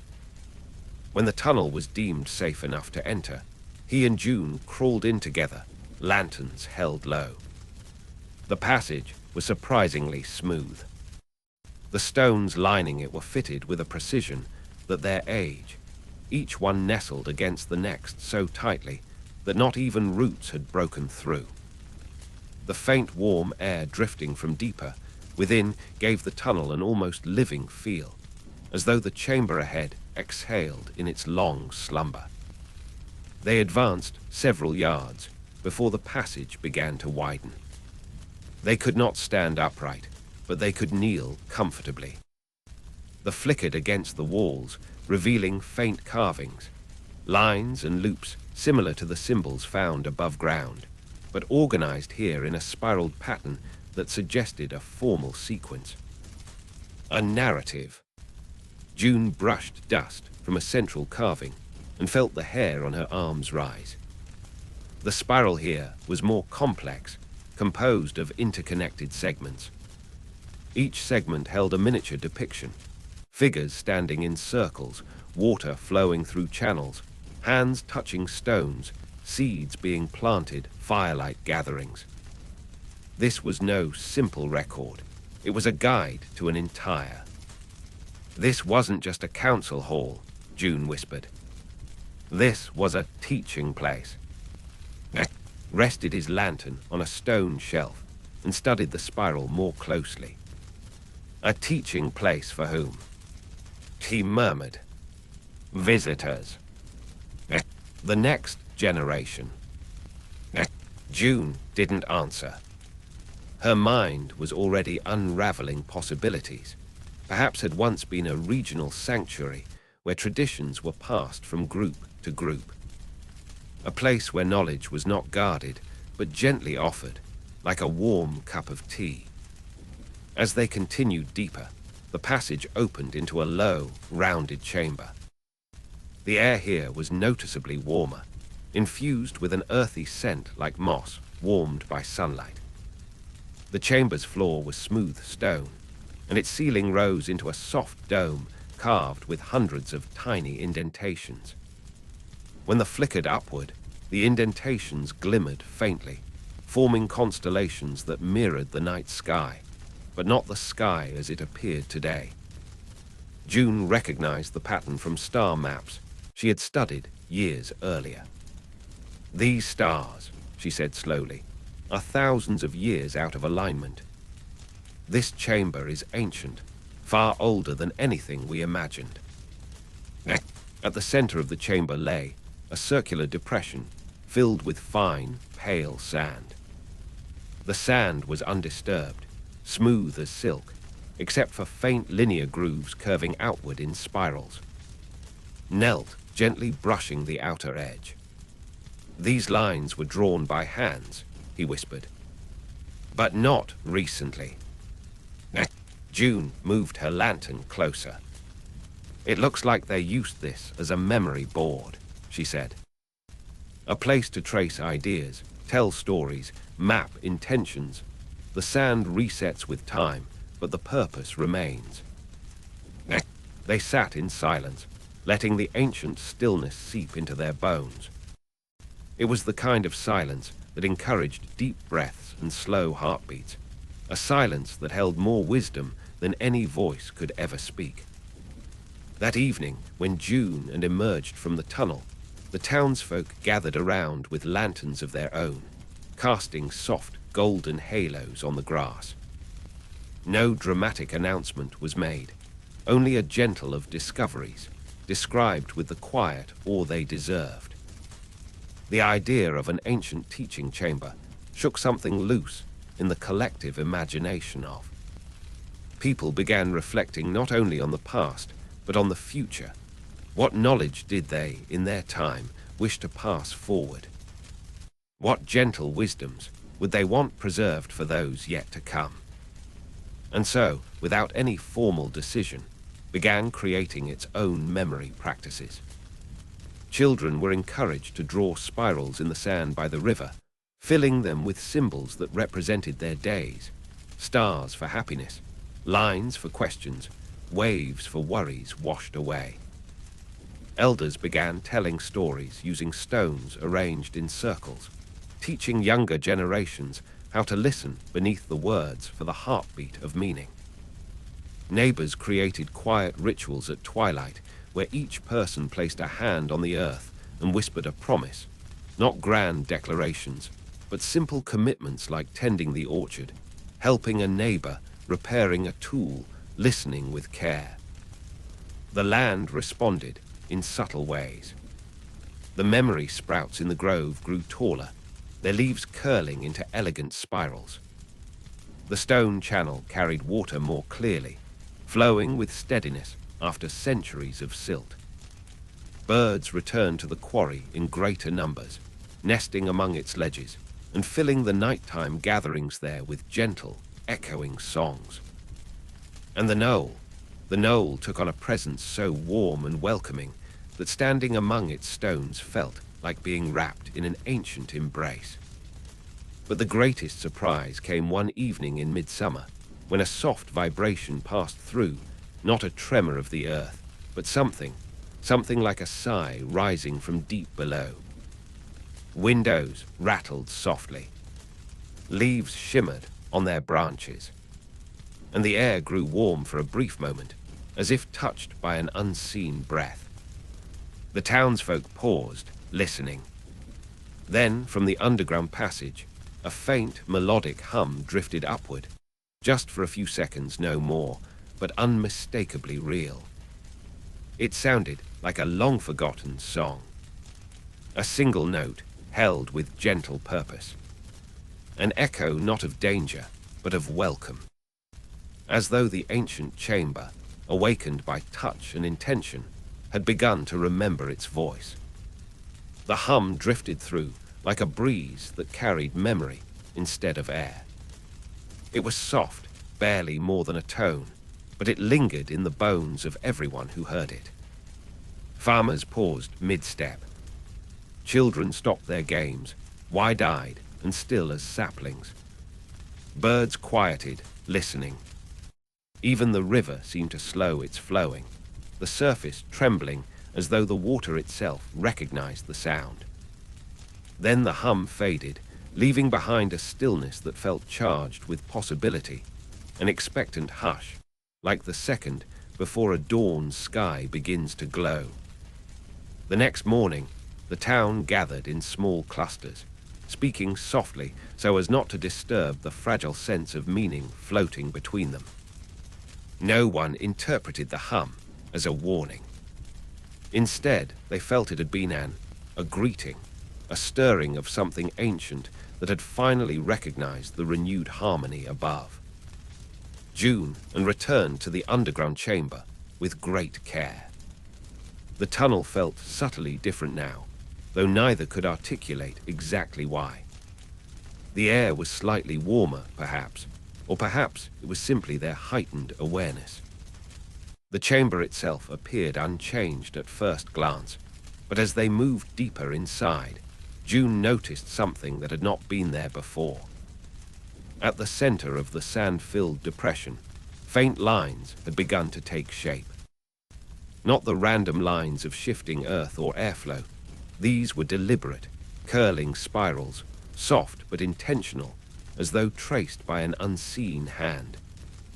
Her breath caught. A look. He knelt beside her, lantern casting a calm golden glow over the sand. The lines were still faint, as if the chamber were rediscovering how to write. The spirals intersected in a way neither of them had seen before, each line connected to another with gentle arcs, forming what looked like an intricate network. A map, perhaps, or a message, or both. The chamber responded, whispered. It hums, and then it draws. June touched the sand delicately, careful not to disturb the new markings. She felt warmth beneath her fingertips, not heat exactly, but a soft, interior glow, like the warmth of a memory surfacing. As more volunteers joined them to inspect the chamber, they found additional changes. The constellations carved into the ceiling now shimmered faintly, even without direct. The symbols on the walls, once subtle, appeared crisper. And in the very back of the chamber, a small alcove seemed to have formed, a shallow indentation they could not recall having seen before. Inside the alcove lay a single stone, perfectly round, its surface smooth and unmarked, except for a gentle indentation at its center. It fit comfortably in June's palm, cool at first but slowly warming as though reacting to her touch. The archaeologists suggested it might have been used in ritual storytelling, perhaps as a focal object for memories or intentions. But the townsfolk, feeling the quiet pulse within it, sensed something more, that the stone was a listening vessel, one that absorbed and reflected human intention. When June carried it out of the chamber and into the summer sunlight, the stone pulsed faintly, then stilled, as if adjusting to its new environment. Word spread quietly through. People approached the stone with reverence, touching it lightly, whispering their hopes or gratitude. The stone never glowed, never moved, never changed visibly, but everyone who touched it reported feeling a soft warmth rising through their hand into their chest, loosening burdens in ways they could not fully explain. It was not magic, they said. It was understanding. As summer deepened, the land began responding in other subtle ways. The memory sprouts in the grove grew taller still, their leaves widening into elegant discs.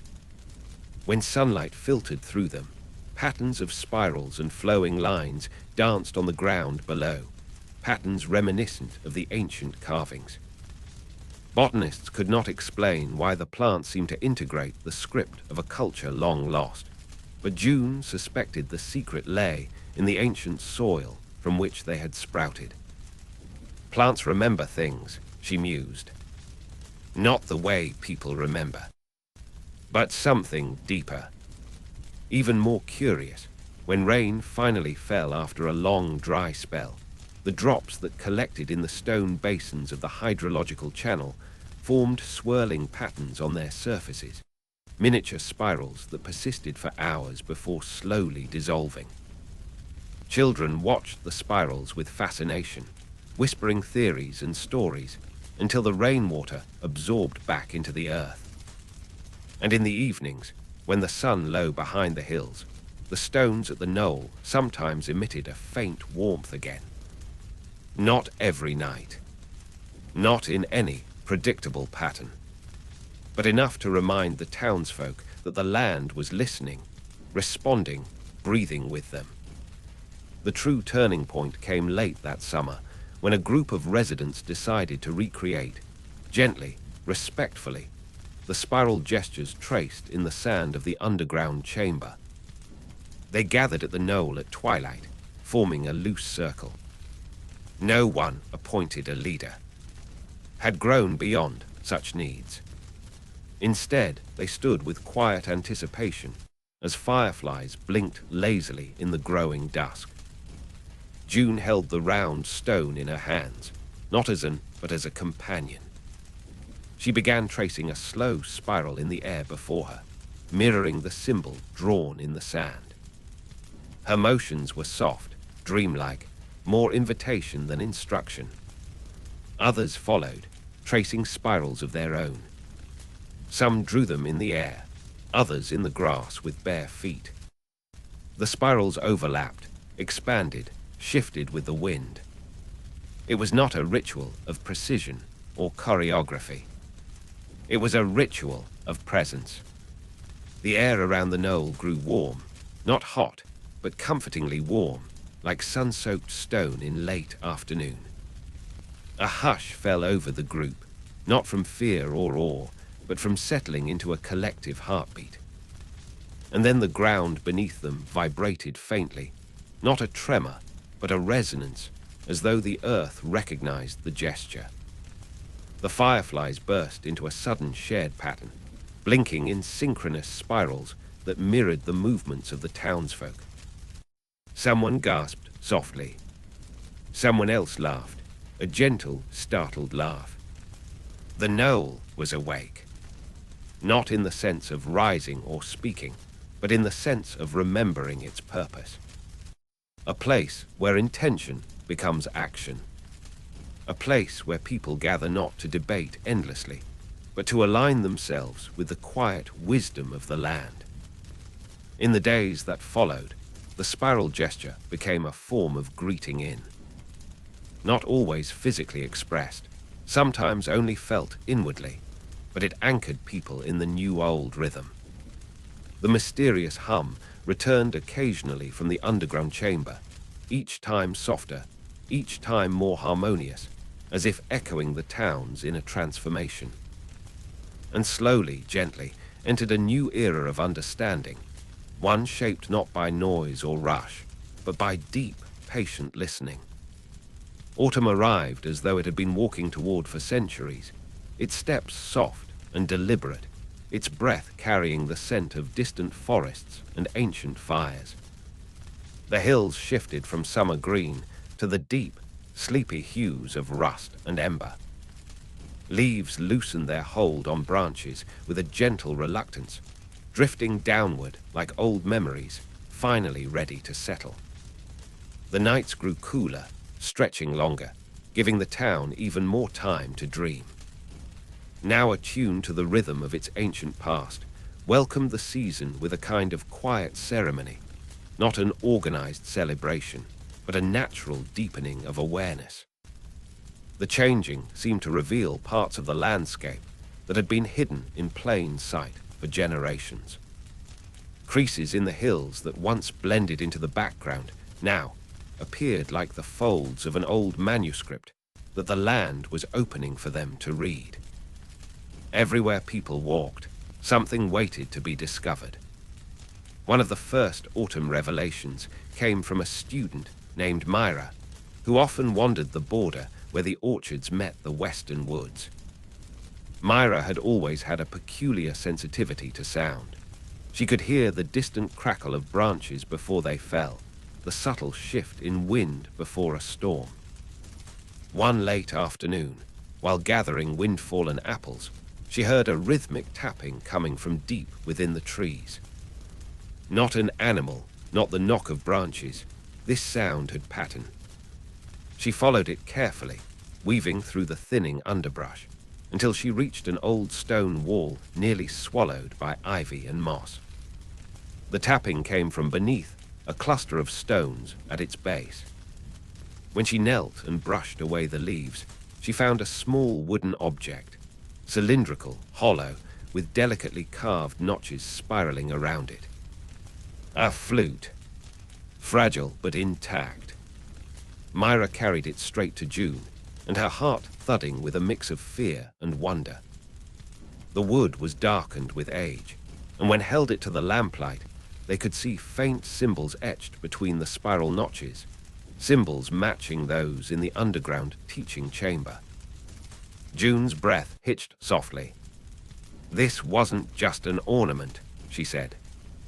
It was a ceremonial instrument. The next evening, the town gathered, quietly, naturally, at the knoll. Myra stood at the center of the stone circle, flute trembling in her hands. She didn't try to play it at first. She simply held it, listening to the way the autumn wind slipped through the grove of trees nearby. Then, tentatively, she raised the flute to her lips and blew. At first, no sound emerged, only a faint, airy whisper. But she tried again, closing her eyes, letting her breath follow the spiraling lines on the flute. A single note emerged, soft, low, and haunting. The wind paused. People exhaled as one. The note felt familiar, like a continuation of the hum they had heard earlier in the summer. Myra played a second note, then a third, each one slipping into the air with dreamlike gentleness. The stones warmed beneath their feet. Leaves rustled in spiraling patterns, lifting slightly before drifting back to earth. The knoll seemed to lean in to listen. When she finished, silence settled, a deep, resonant silence that filled the space with meaning. Many later said they felt as though the land had answered in its own language, through warmth and stillness rather than sound. After that night, the flute became an object of communal reverence, not locked away but carried through the seasons. Brought to the grove during moments of reflection, played softly near the hydrological channel to understand its acoustics, held in the teaching chamber where the notes seemed to vibrate against the ancient carvings. The autumn deepened, and with it came another revelation, one even more profound. Following a series of windstorms, a large oak near the eastern ridge fell, its roots tearing up a patch of earth that exposed a smooth layer of stone beneath. The stone was unmistakably shaped by human hands, forming what looked like the threshold of an ancient structure. A few feet from the exposed edge, the earth, forming a shallow, rectangular depression. It was June who first recognized the layout. "This is an entrance," she whispered, "to something buried." The community gathered tools, with reverence, not haste, and began gently excavating around the depression. Over several days, they uncovered the top stones of a long, low structure built into the hillside.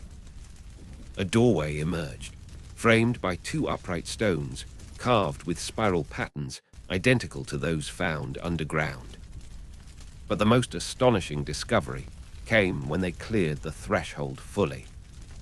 There, carved across the lintel, was a symbol no one had seen before. A large spiral with three smaller spirals branching from its edges, forming a delicate harmony of lines. The symbol pulsed faintly in the morning light, as if responding to the attention after centuries of silence. June touched the spirals lightly. "This is a hall," she murmured. "A sacred hall. A place where they once gathered not only to remember, but to envision the future." The doorway was too tightly sealed with earth to enter immediately, but that didn't matter. The discovery itself breathed new purpose into the town. Realized it had not just uncovered fragments of a culture, it had revealed an entire system of wisdom. The knoll for intention, the grove for reflection, the channel for purification, the quarry for memory, the terrace for exchange, and now the hall for vision. A structure dedicated to dreaming forward. It was as though the ancestors left instructions not etched in a book, but imprinted across the land itself, waiting for a time when people could once again understand their language. As excavation continued slowly, respecting the land's rhythms, autumn wrapped in deeper stillness. Leaves fell in spirals that mirrored the ancient symbols. Migrating birds traced curved patterns across the sky. Nights grew colder, but fires glowed warmer. The air held an expectant hush. And through it all, the land seemed to whisper, "Mori waits below. Mori waits within. Remember and continue." Autumn continued its slow descent into deeper, deeper quiet and deeper revelation. The hills around glowed with copper and gold, their shifting hues resembling embers that never fully cooled. As each week passed, the town's understanding of its ancient roots grew richer, more intricate, and more intimate. The newly uncovered doorway on the eastern ridge, the entrance to what June called the Hall of Vision, became the focus of its dreams, its research, and its quiet collective longing. But the hall did not yield itself easily. The doorway was wedged tightly beneath centuries of packed earth, roots, and stone. Excavation had to be done slowly, delicately, like persuading a long-sleeping creature to open its eyes.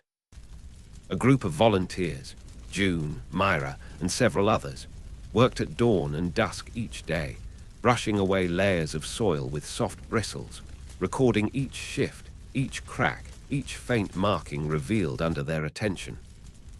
One cold morning, after a night of bitter wind, June noticed something strange. Frost had formed across the lintel stones, but not evenly. The frost traced the carved spirals, highlighting them in shimmering white. Every carved line, every branching curve, every ancient hand gesture preserved in stone was suddenly visible with startling clarity. Leaned forward, lantern still lit despite the dawn. "It's showing us the path," he murmured. "Or maybe it's reminding itself." The frost continued to highlight patterns for several mornings, as though waiting for the townsfolk to study them. June sketched feverishly, filling pages with the spiraled forms. Myra noted that the frost disappeared on the spirals than on the untouched stone, as though the carved lines absorbed warmth differently, responding to human presence, or perhaps responding to recognition. By late autumn, the outer threshold was nearly clear, and the structure revealed itself more fully. The hall extended deeper into the hillside than anyone first assumed. The stones forming them were massive, arranged in such a way that even modern engineers struggled to explain how such a structure had been erected with ancient tools. Every stone interlocked, relying on weight and geometry rather than mortar. The craftsmanship was astonishingly advanced. As excavation progressed, the townsfolk also uncovered faint discolorations on the ground outside the hall, rings of soot embedded in the soil, the remnants of countless fires burned long before the county existed. These fires had likely been part of rituals performed before entering the hall, a cleansing, a warming, a preparation. Myra discovered small shards of charcoal mixed with crushed herbs in the soil, suggesting aromatic plants had once been burned here, their scents wafting into the air to purify and calm. By early November, the entrance stones were clear enough to attempt opening the hall. But when the volunteers pushed gently on the great door slab, it did not budge. They tried again, still no movement. Ever the practical thinker suggested that perhaps the hall wasn't meant to be forced. This wasn't a fort, he said softly. It wasn't built to keep people out. It was built to welcome them when they approached properly. So they waited. And one morning, after the first light frost of the season melted into glitter along the ridge, something remarkable happened. Arrived early to check the site before others gathered.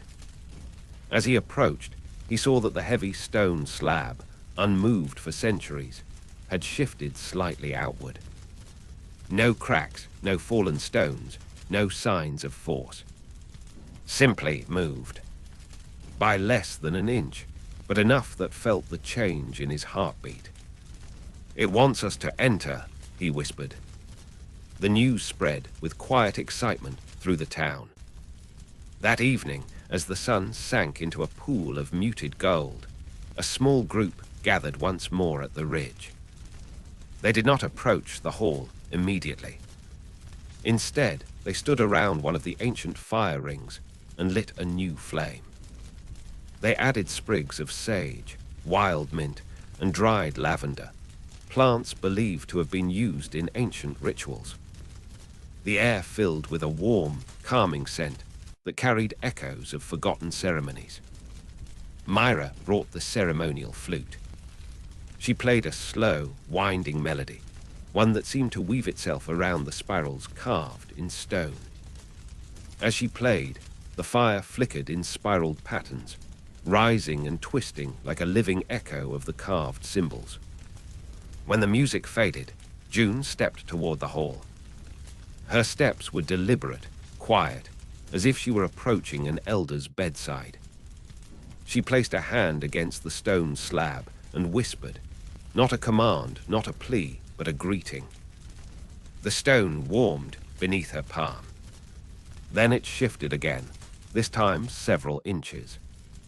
Enough to reveal a thin line of darkness between the slab and the hall had accepted the greeting.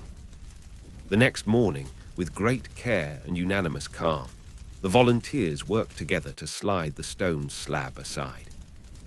It moved more easily than expected, as though the stone had not been resisting entry, but had only been waiting for the right alignment of intention.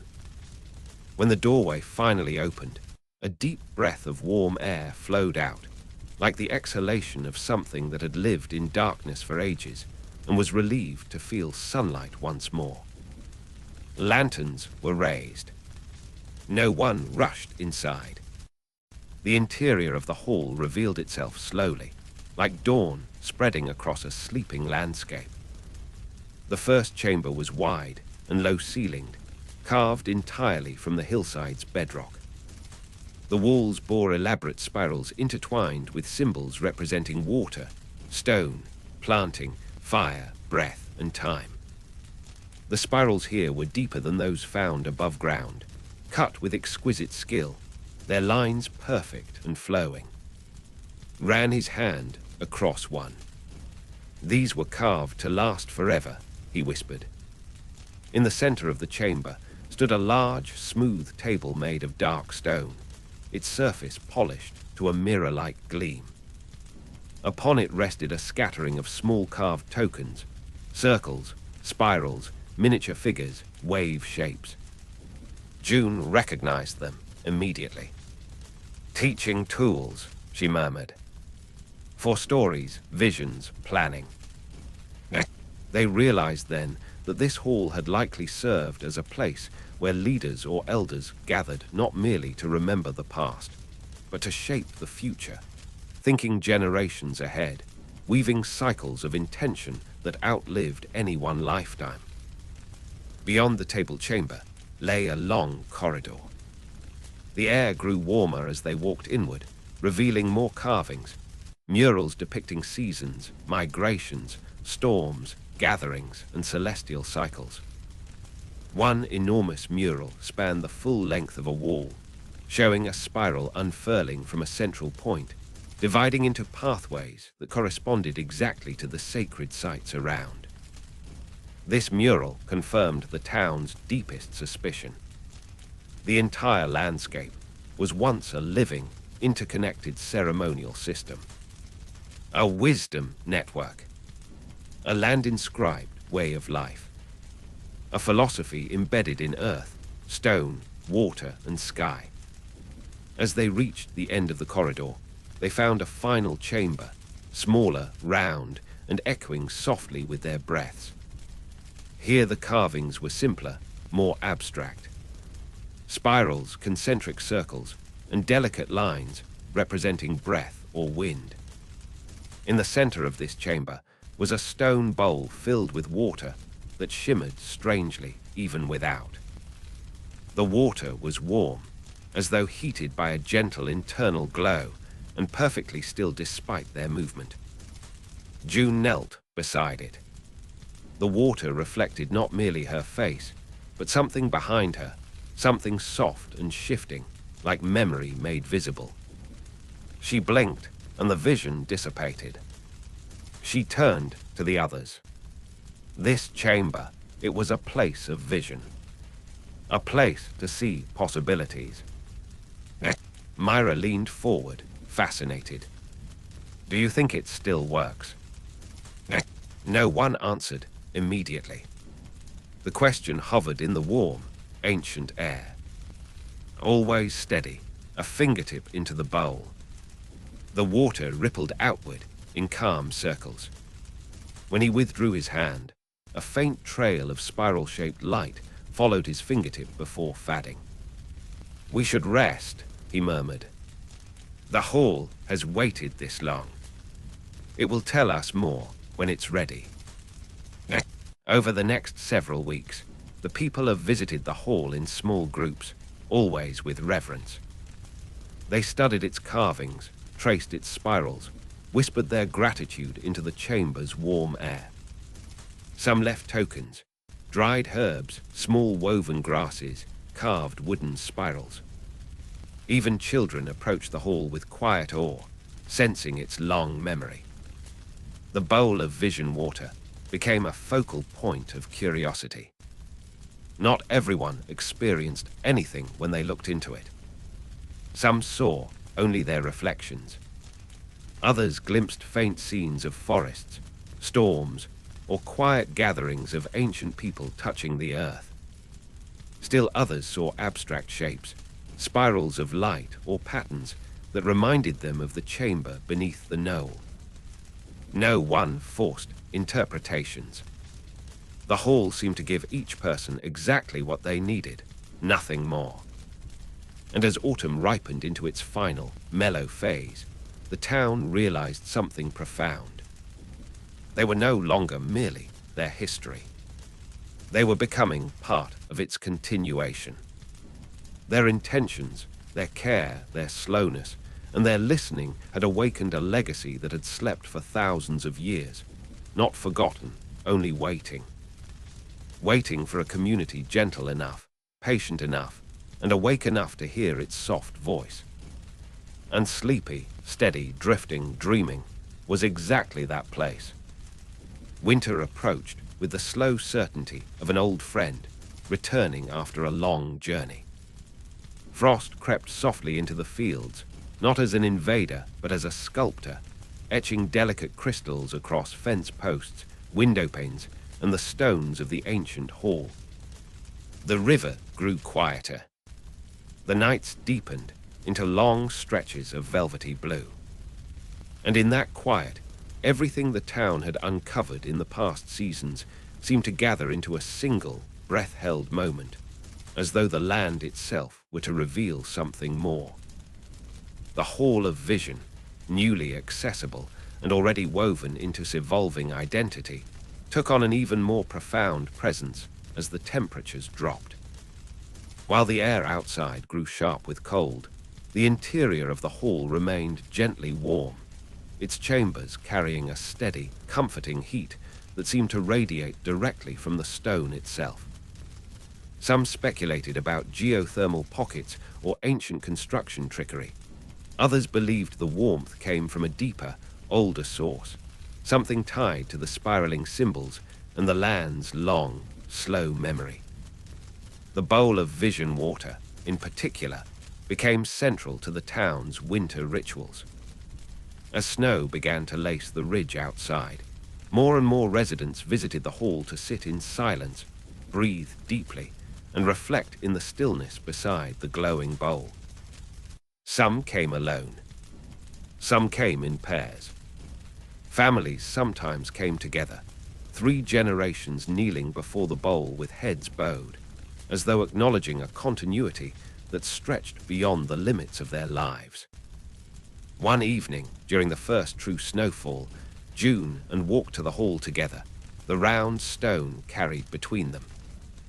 The air was calm, filled with the soft drift of snowflakes falling in lazy spirals. The ridge was blanketed in white, and the entrance stones glowed faintly with frost that traced the spiral carvings like silver ink. Every step they took was padded by snow, creating the impression that they were walking through memory rather than through space. Inside the hall, the warmth wrapped around them like an embrace.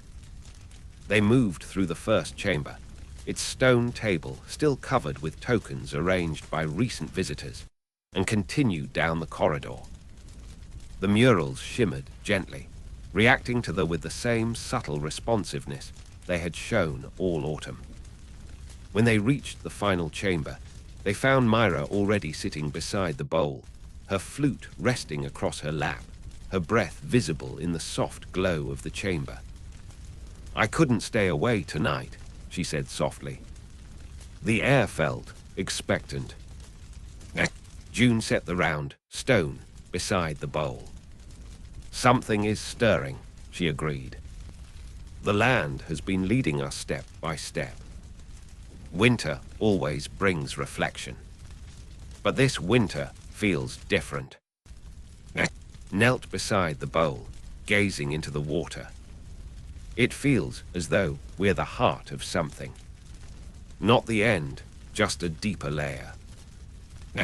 Myra lifted the flute, hesitating only a moment before playing a slow, spiraling melody, one that echoed and curled around the chamber's stone walls. As she played, something unusual happened.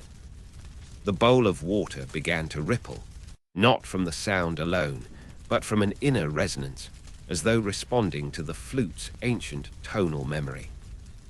The water brightened slightly, its surface taking on a pale, luminous sheen. Then the vision began. Not one dramatic image, not a clear scene, but a slow unfurling of shapes, spirals, circles, threading lines that resolved into landscapes. They saw as it had once been, hills untouched by settlement, sacred sites alive with gatherings of people who moved with calm purpose, carrying woven baskets, carved stones, bundles of herbs. They stood in circles, hands touching the earth, eyes closed. Flames flickered at the hall's entrance. Water flowed through the ancient purification channel, as though guided by ritual rather than gravity. The vision expanded. The ancestors were not performing for an audience, they were teaching. Children knelt at their elders' sides, touching stones, tracing spirals, listening with the stillness of deep reverence. Each generation passed wisdom not through instruction alone, but through presence, through ritual, through shared silence. A second layer of the vision appeared, much later, in its dormant centuries. The sacred sites had faded into obscurity. The rituals forgotten. Meetings replaced ceremonies. Words replaced intention. The town drifted into long, gentle sleep, not out of failure, but out of disconnection from the cycle that once guided it. And then softly, another layer, the present. The rediscovery. The awakening. The subtle harmonies between old symbols and new hands. The spirals drawn in sand. The children learning to listen. The land warming in response to intention. The vision didn't show the future, but it showed the cycle completing its loop. When the water stilled, Myra lowered the flute slowly, her hands trembling with awe. Drew a long, steady breath. June wiped a tear from her cheek, not sadness, but a deep sense of recognition. "The hall remembers us," Myra whispered. "June. And we are remembering ourselves." Outside, the snow continued to fall in soft spirals, as though echoing the patterns inside the chamber. In the following days, the entire town felt changed. Not in a dramatic way, but in a way that was intimate and inward. People spoke more softly, walked more slowly, rested more deeply.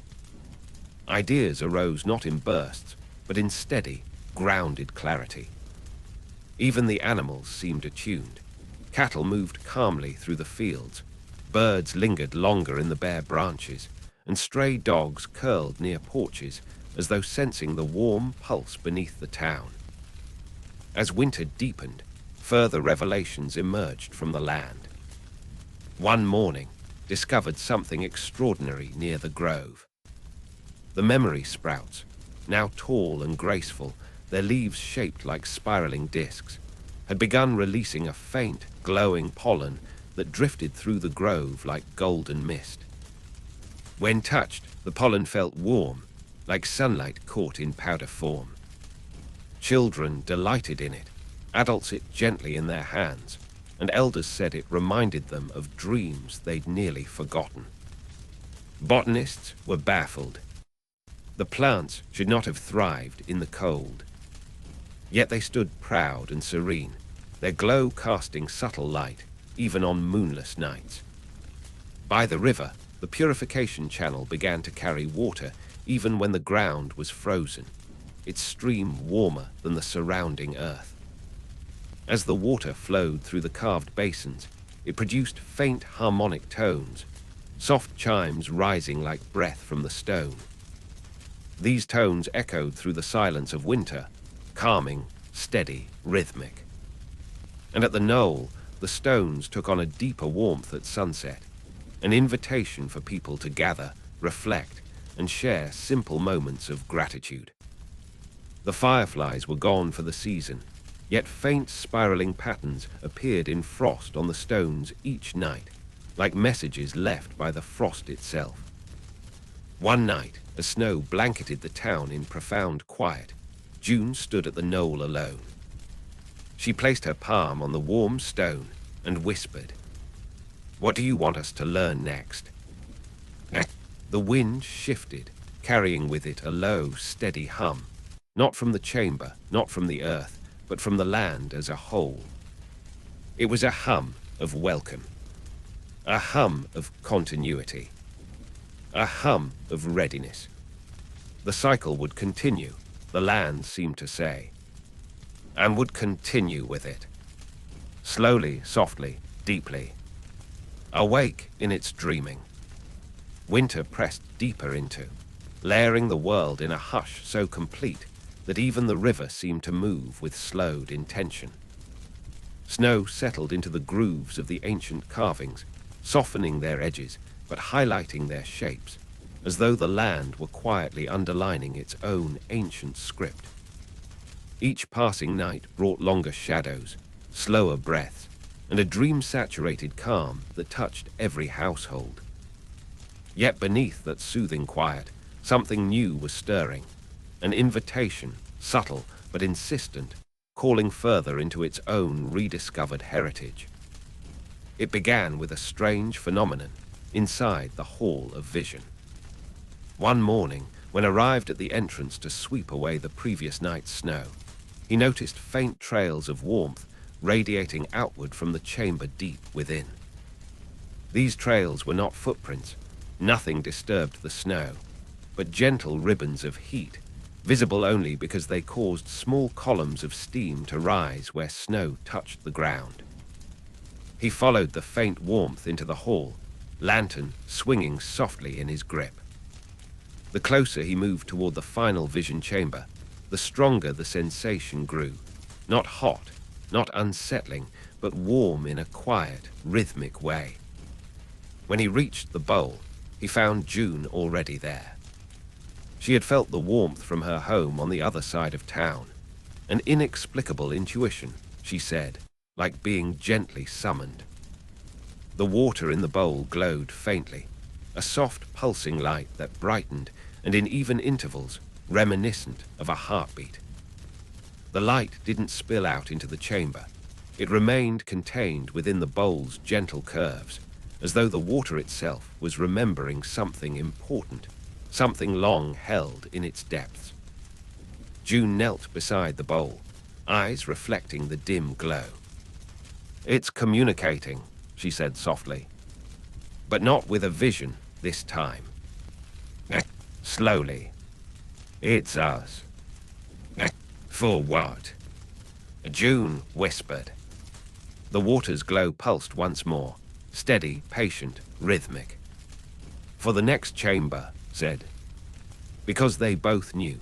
Structures like this, built with such care and depth of purpose, were rarely singular. The ancestors who carved these halls would have left layers, deeper teachings, deeper spaces. The bowl, in its awakening, was pointing the way. That very evening, as dusk softened the sky into a slow lavender, a small group gathered again at the hall. Myra brought her flute, brought warm lanterns and wool blankets. Cora carried a bundle of dried sage and pine needles. Others followed, drawn not by urgency, but by gentle intuition. They lit a small fire outside the entrance, following the ancient soot circles uncovered in autumn, and added herbs that released calming aromas into the cold night air. Smoke spiraled upward, blending with the winter wind in graceful, drifting shapes. Inside, the bowl continued its heartbeat glow, illuminating the chamber walls with shifting spirals. June approached the mural nearest the bowl, tracing a shallow groove with her fingertip. "Look here," she whispered. The mural showed the known sacred cycle of the knoll, the grove, the channel, the terrace, and now the hall. But beneath these 5 symbols was a 6th spiral, smaller but etched with striking precision. This spiral flowed downward, into the earth, into shadow, into a place unmarked on any map or revealed in any excavation. "The unseen chamber," June murmured. Frowned. "The next layer." Stepped closer, sliding across the mural. "How do we find it?" June answered not with words, but by lifting the round stone and holding it near the spiral. The stone warmed in her palm, instantly, noticeably. Myra gasped softly. "It responds to the symbol." The warmth grew stronger when June held the stone closer to the base of the wall. There, hidden beneath a thick vine of carving, was an indentation, the exact shape of the round stone. With reverent silence, June placed the stone into the indentation. It clicked softly into place, as though sliding into a home it had once known. The chamber deepened into a low hum. The murals shimmered. The bowl of water brightened. And then, slowly, gently, the section of wall before them began to shift. It didn't crack or crumble. It retracted, sliding backward a few inches, then sinking into the floor with the smoothness of a mechanism crafted by hands who understood stone not as an obstacle, but as a living participant. Behind the shifting wall revealed a narrow passage. its walls covered in spirals cascading downward like waterfalls of memory.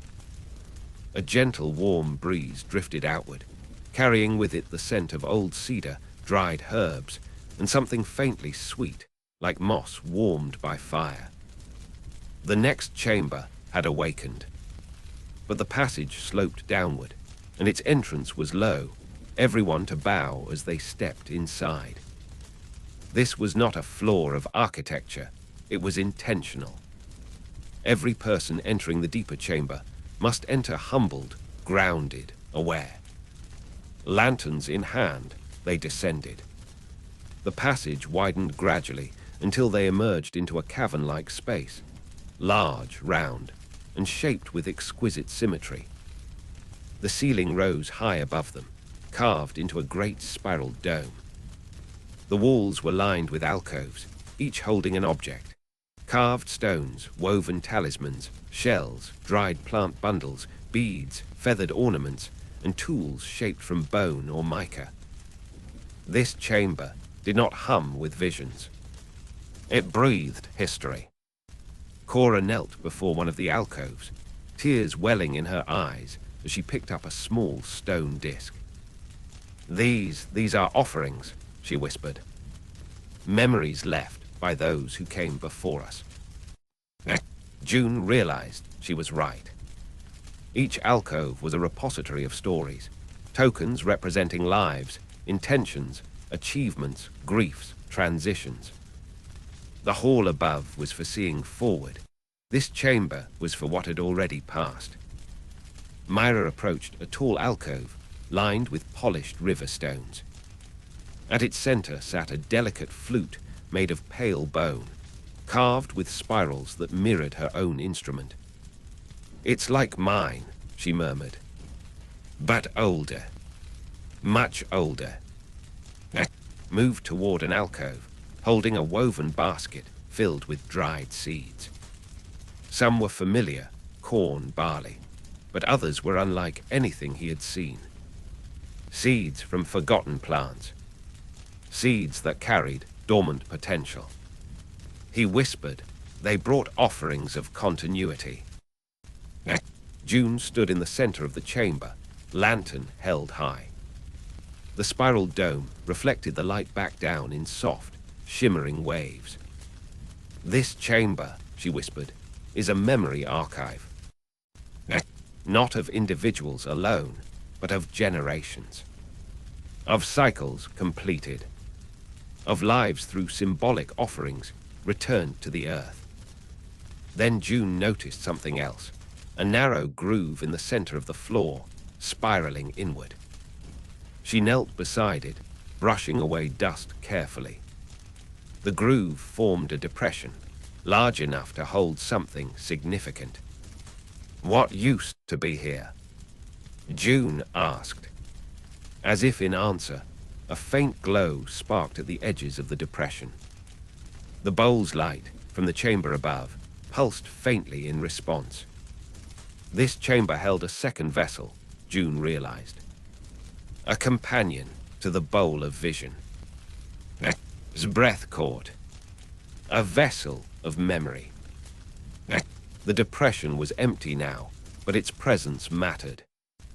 Its absence mattered even more.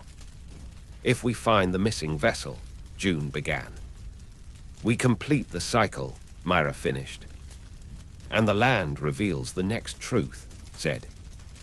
They stood in silence, snow muffling the world outside, the chamber's warmth cradling them like a heartbeat. Had uncovered its past. But now it needed to restore it. Somewhere in the land, perhaps buried beneath the grove, the quarry, the terraces, or even beyond its borders, waited the missing vessel of memory.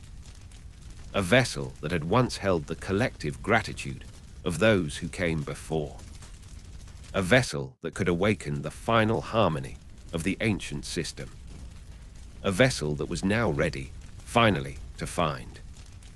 Winter deepened into a kind of quiet that felt older than the town itself, older than its meetings, its ledgers, its habits, even older than the stone rings on the knoll.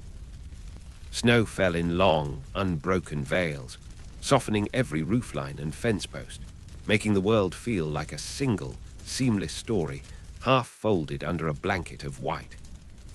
But beneath that slow quiet had awakened into its most important task yet, finding the missing vessel of memory. The discovery of the memory chamber, its alcoves filled with ancient offerings, its spiral dome humming gently with ancestral presence, had stirred something deep within everyone. The chamber was not incomplete, but unfulfilled. Its heart was missing. Every carving, every spiral, every alcove seemed to point toward the empty depression at the chamber's center, as though waiting patiently for the vessel that once anchored the entire system. June, Myra, Cora, and many others spent evenings discussing where such a vessel might be hidden. They never argued, had long since grown past the days of contentious debate. Instead, these conversations drifted like snowflakes, soft, thoughtful, unhurried. Ideas settled, melted, reshaped. June believed the vessel might be buried somewhere within the network of sacred sites, returned to the earth by ancestors who knew the land's rhythms intimately. Suspected it had been hidden intentionally, placed where future generations could only find it through the right alignment of intention and readiness. Myra wondered whether the vessel had moved on its own, carried by ritual or time, to a place where memory could sleep until the world was ready again. Proposed the simplest idea: we won't find it with tools. We'll find it with listening. And it turned out he was right. The first clue arrived not through excavation or scholarship, but through sound. It was midwinter, a night of deep frost and soft winds. Snowflakes spiraled through the air, as though tracing the ancient symbols themselves. The purification channel by the river, still flowing in defiance of the cold, began to produce a new tone, unlike the soft chimes of autumn. This sound was deeper, fuller. It resonated through the frozen earth, like a distant bell. Myra was the first to hear it clearly. She had come to the riverbank with her flute, drawn by intuition. When the deep tone rose through the stone basins, she froze. The melody was slow, solemn, unmistakably intentional. She answered it. Her flute produced its own spiraled melody, weaving through the river's deep hum. Snowflakes swirled in response, spiraling inward toward the channel. The sound shifted, folding into a harmonic pattern that seemed to tug gently at the fabric of the world, as though pointing softly toward something hidden. The next morning, Myra brought June into the riverbank. Together, they listened in silence as the river produced the tone again. Less pronounced than the night before, but still present. June knelt beside the channel, brushing snow from the carved stone. It's trying to guide us. The vessel is connected to water, said. It was always part of this cycle. And the cycle is awakening itself, June finished. For days they followed the tone as it changed, grew, moved subtly along the river's course. The sound was not random. It traveled downstream, then paused, then shifted slightly inland. It was as if the land were singing with intention, nudging them closer to what they sought. Eventually, after one particularly resonant evening, when Myra's flute harmonized so perfectly with the river's tone that entire flocks of winter birds lifted into slow, spiraling flight, the sound led them to a place none had expected, the old mill pond. The wheel, restored in autumn by collective effort, now turned with a slow, rhythmic creak, even in frozen weather. The pond's surface, though partially iced over, showed patterns beneath the thin ice, circles within circles, spirals forming in faint currents, pointed toward the water. Look closer. Lights gleamed faintly beneath the ice. Not bright, not supernatural, but a soft shimmer like moonlight caught in a submerged bowl. June exhaled slowly. The vessel is down there. They did not break the ice immediately. The town came together over several days, clearing snow, warming the air with lanterns, observing how the patterns in the pond shifted each dawn as sunlight touched the water. Patience, as always, was their quiet guide. When the warmest day of winter arrived and the ice thinned naturally, the water revealed its secret clearly. There at the bottom of the mill pond lay a vessel of stone, round, wide-mouthed, carved with spirals that perfectly matched those in the memory chamber. It had settled into the silt like a sleeping heart.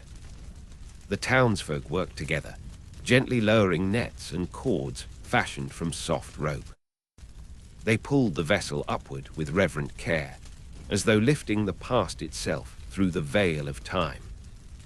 When it emerged from the water, glistening with drops that shimmered like tiny stars, everyone fell silent. The vessel radiated warmth. Ancient warmth. Not heat, but presence, like the warmth one feels from a hand held near a candle, or from a memory long buried suddenly surfacing. June placed her hand on the vessel's rim and whispered, "Welcome home." The vessel was taken to the Hall of Vision during the last week of winter. Snow fell thickly that evening, muffling footsteps, turning the ridge into a dreamscape of white and shadow. Lanterns glowed in steady lines as the townsfolk walked in quiet procession. When the vessel was carried into the memory chamber, something extraordinary happened. As it crossed the threshold, the alcoves lit faintly, each one glowing with soft, different shades of memory. The offerings inside seemed to stir, shimmering like fireflies caught in amber. The spiral dome warmed, its carvings brightening as though illuminated from within. June placed the vessel into the carved depression in the floor. It fit perfectly, effortlessly, as though the chamber had been waiting, breath held, for this exact moment. The ground pulsed once. A warm wind moved through the hall, carrying the scent of cedar, ancient herbs, and distant rain. Then the chamber filled with a soft, resonant hum, deeper and richer than anything they had heard before. It vibrated through stone, through air, through bone, through memory. It was the hum of the entire cycle awakening. The knoll warmed. The grove glowed. The purification channel sang. The quarry echoed with distant, harmonious tones. The terrace shimmered with spiraled frost. And deep within the hall, the hum grew stronger, enveloping everyone in a sense of belonging so profound it felt like stepping into the embrace of every ancestor who had ever touched this land. Understood then. The vessel was not merely a container of memory. It was the missing key of a system designed to keep memory, intention, action, and vision alive across generations. By it, they had completed the ancient mandala. Winter outside remained silent, but inside the hall, a cycle thousands of years old had breathed again. And sleepy and gentle and patient, breathed with it. Spring approached not as a season, but as an awakening, slow, deep, and threaded with old intelligence that seemed to rise from the soil itself. Snow receded in spiraling patterns, melting along curves rather than straight lines, revealing dark, rich earth beneath. The sound of thawing ground, a soft, spreading murmur, seemed to echo the hum that had filled the memory chamber when the vessel was restored.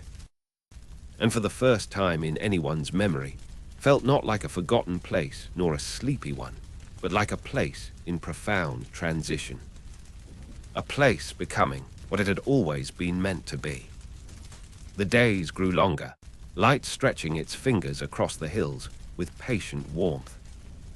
Birds returned, spiraling through the air in slow arcs, as if tracing the ancient symbols above the Hall of Vision. The river's thawing current, still warmed by the mysterious flow in the purification channel, softly as it ran, its tones unmistakably echoing the cycle complete. Something in had changed forever. The vessel of memory, now settled in its rightful place, awakened the memory chamber gradually. Each day, residents visiting the hall found subtle differences. Alcove offerings humming faintly, dust swirling into spontaneous spirals, carved lines along the dome glowing gently at sunset. The bowl of vision water in the chamber above remained luminous at night, but now its glow was steady, as if anchored by the vessel below. One morning in early spring, June noticed faint wisps of rising from the seam where the vessel met the stone floor. They curled upward into spiraling shapes before dissolving into the air. "It's breathing," she whispered. Just like the land. Ek rested his hand on the vessel and... "It's alive. Not like we are, but in the way a hearth is alive." Ek words spread quietly, not with urgency, but with wonder. Families visited the hall at dawn, kneeling before the vessel, speaking softly into the warm air. Children touched the spirals carved into its sides, describing warm tingles traveling up their fingertips. Elders rested their palms on the rim, feeling memories stirring in their hearts, memories not entirely their own. And all the while, the land continued its gentle awakening. The grove of memory sprouts burst into full bloom in a way no botanist could have predicted. Their spiraled leaves expanded into large, radiant discs, shimmering with faint golden dust at their edges. The glow that had begun in winter deepened in brightness, not harsh, but soothing, turning the grove into a natural lantern during twilight hours. At night, the sprouts seemed to pulse softly, as if syncing their glow with the hum of the hall's chambers. The knoll, warmed by ancient resonances, became a gathering place once more. Not for meetings, as it once had been, but for alignments. People arrived quietly at sunset, standing or sitting around the ring of stones, eyes half-lidded, breath slow. They didn't speak unless moved to.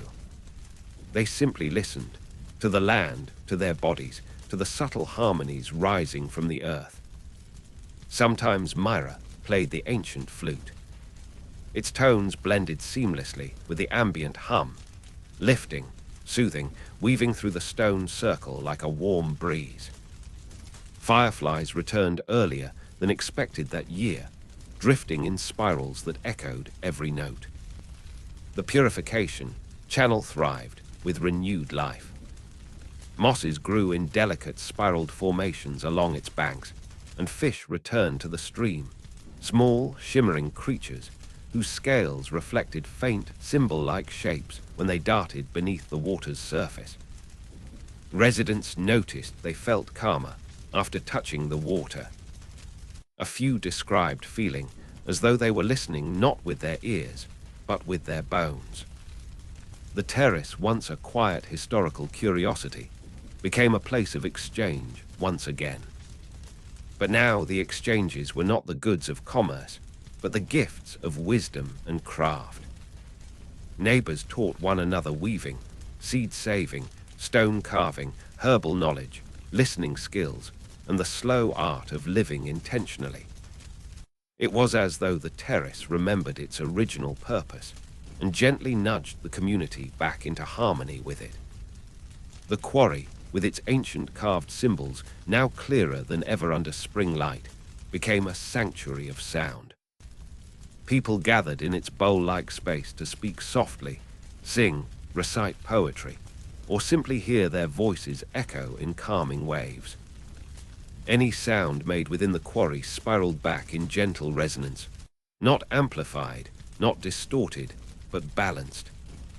The land itself had become a teacher, and had become a student.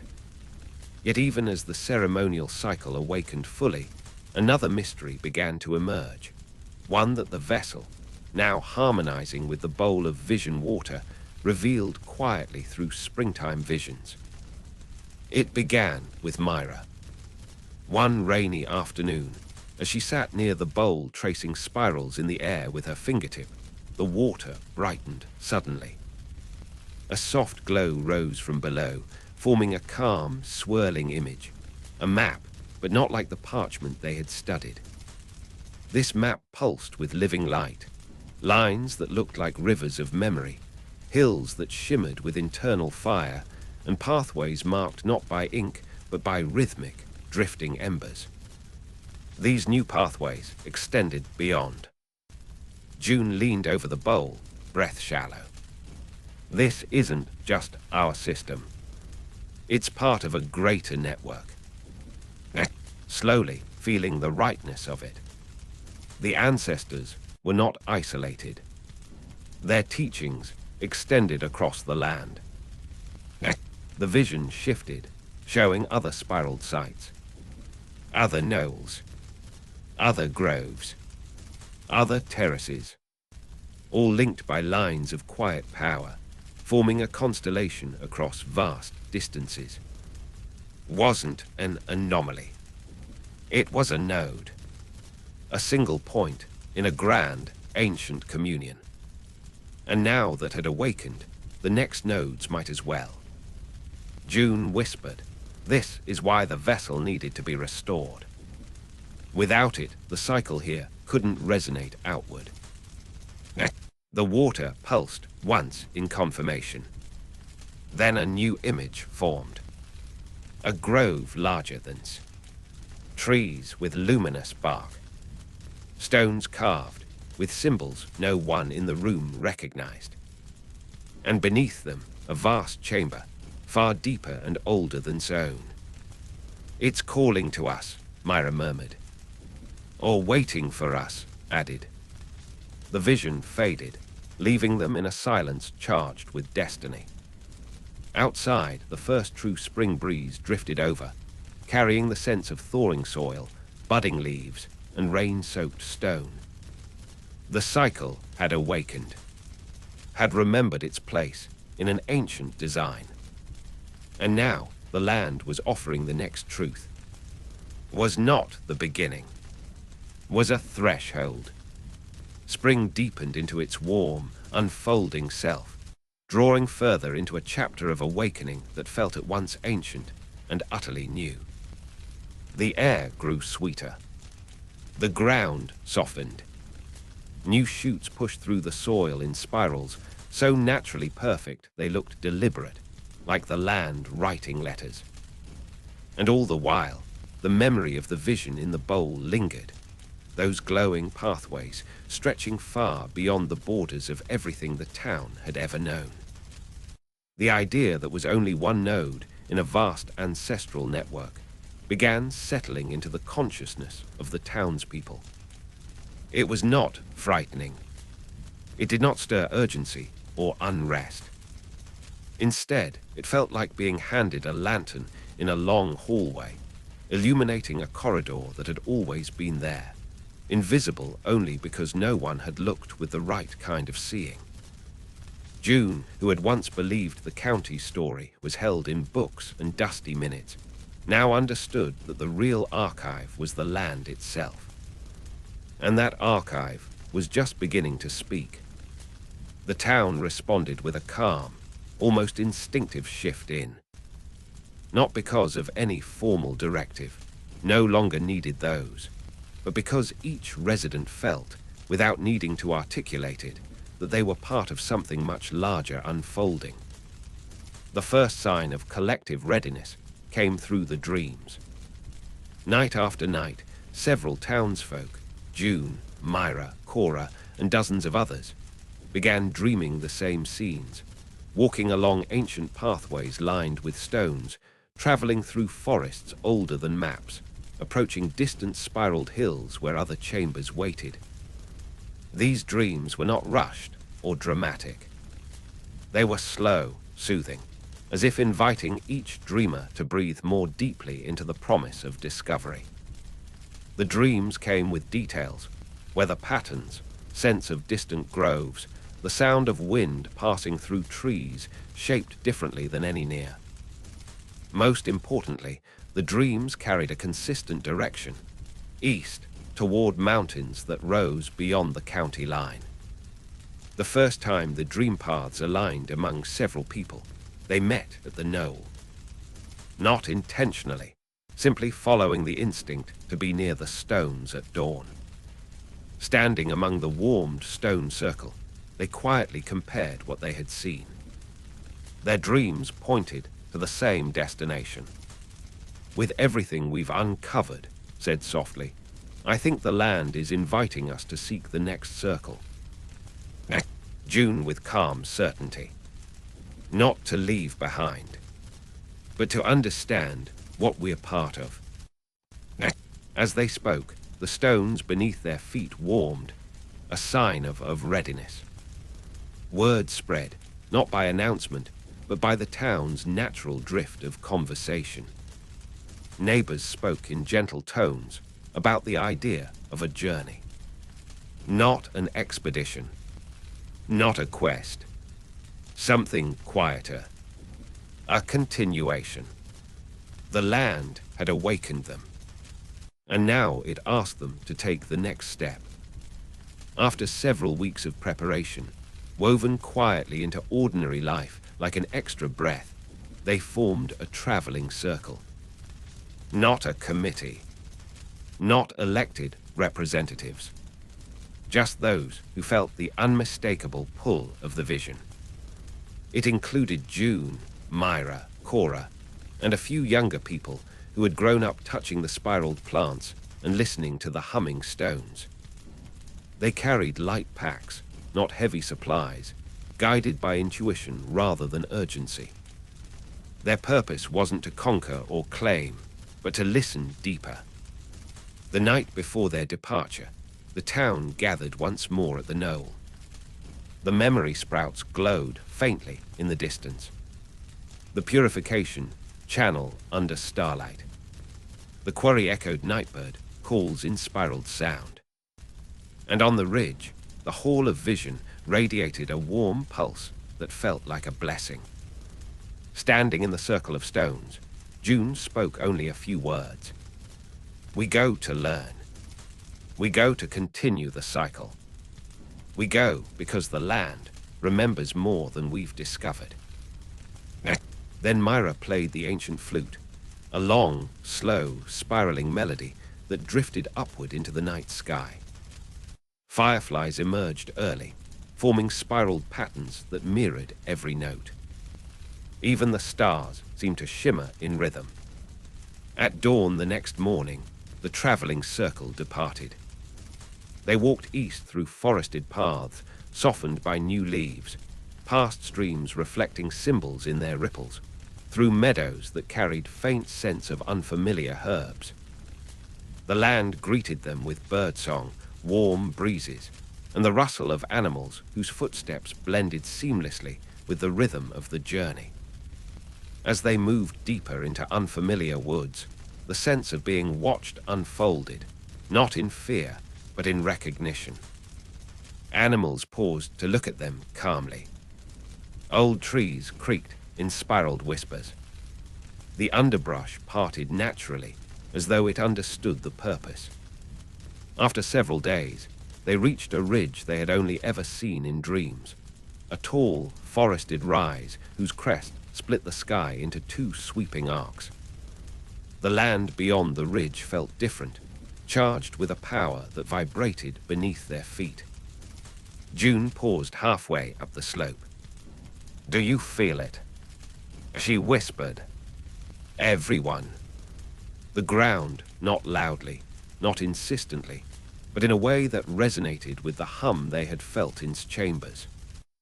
As they climbed higher, the hum strengthened, aligning with their breath, their heartbeats, their quiet steps. When they reached the top, the sight before them took their breath. Spread across the landscape below was another node in the ancestral network. A grove of colossal trees arranged in a vast spiral, trunks thick as houses, their branches arching like cathedral vaults. Each tree glowed faintly with the same golden warmth seen in memory sprouts, but expanded, matured. At the grove's center sat a stone ring twice the size of the knoll, half buried in deep moss. And beyond that, carved into a hillside, was the unmistakable entrance to another hall, larger, older, and resonating with power that felt as ancient as starlight. Myra exhaled a trembling whisper. "It's another teaching place." Slowly. "A deeper one." June's eyes softened, filling with both awe and recognition. This is where the next part of the cycle lives. They stood in silence, letting the grand, ancient harmony settle into their bones. They had arrived not at an ending, but at the beginning of the next awakening. The path ahead shimmered, deep, spiraling, vast. And the land, quietly alive beneath their feet, seemed to murmur a simple truth. The traveling circle descended the ridge in a slow, reverent hush, each step guided by the soft hum rising from the ancient grove below. The air felt warm despite the altitude, carrying a scent like rain-soaked cedar and blooming memory. As they approached the spiral of colossal trees, the glow from the trunks intensified, golden, gentle, pulsing in the rhythm of a long-sleeping heart, rediscovering its own breath. When they entered the spiral, something extraordinary happened. The ground warmed beneath their feet. The leaves rustled in perfect circular waves, and the hum that had guided them across the landscape deepened, blooming into a resonance that vibrated through stone, soil, bone, and thought. They reached the great stone ring at the center, a circle half buried in moss, carved with spirals so ancient they looked like the first symbols ever imagined. The spirals shimmered faintly as they stepped inside, as though acknowledging them, recognizing them, welcoming them. June stood at the center of the ring, looking toward the entrance of the enormous hall carved into the hillside. The entrance stones glowed softly, warmed by the same ancient force that had stirred awake in months before. Everything in the grove felt connected, the spiraled roots, the humming air, the breathing earth beneath. Nothing felt foreign. Nothing felt new. Everything felt remembered. Myra lifted her flute one last time. The melody she played drifted through the massive trees, spiraled upward into the canopy, and rolled back down in a gentle echo that belonged not to one voice, but to thousands. Echoes of those who had walked these paths countless generations ago, echoes of those who would walk them long after were gone. Closed his eyes, letting the sound sink through him like warm rain. Placed a steady hand on one of the glowing trunks, feeling the pulse travel up his arm. Cora breathed deeply, the scent of ancient herbs and living memory filling her lungs with a peace she had never known. And June. June felt the moment settle into her like a final page, closing on a chapter that had taken centuries to write. Not an ending. A completion. She understood then that its purpose had never been isolation, nor slumber, nor the endless circling of empty meetings. It had always been part of a much larger wisdom, one that had waited patiently beneath soil and stone until a generation emerged quiet enough, gentle enough, awake enough to hear its call. The hum grew softer, warmer, embracing them like sunlight filtered through time. They had listened. They had remembered. They had arrived. June opened her eyes, tears glimmering in the spiraled light. "The cycle is whole," she whispered. "The land is awake again." The grove brightened once, just once, like a slow heartbeat glowing across bark and stone. Then the hum faded into silence. A deep, peaceful, eternal silence. The kind that holds meaning. The kind that signals completion. The kind that settles the world into gentle understanding. Stood together in the ancient spiral, knowing they had reached the ending moment of the long-forgotten story. Not the end of their journey. Not the end of the awakening. But the end of the mystery that had slept for centuries beneath their feet. And in that quiet, shimmering stillness,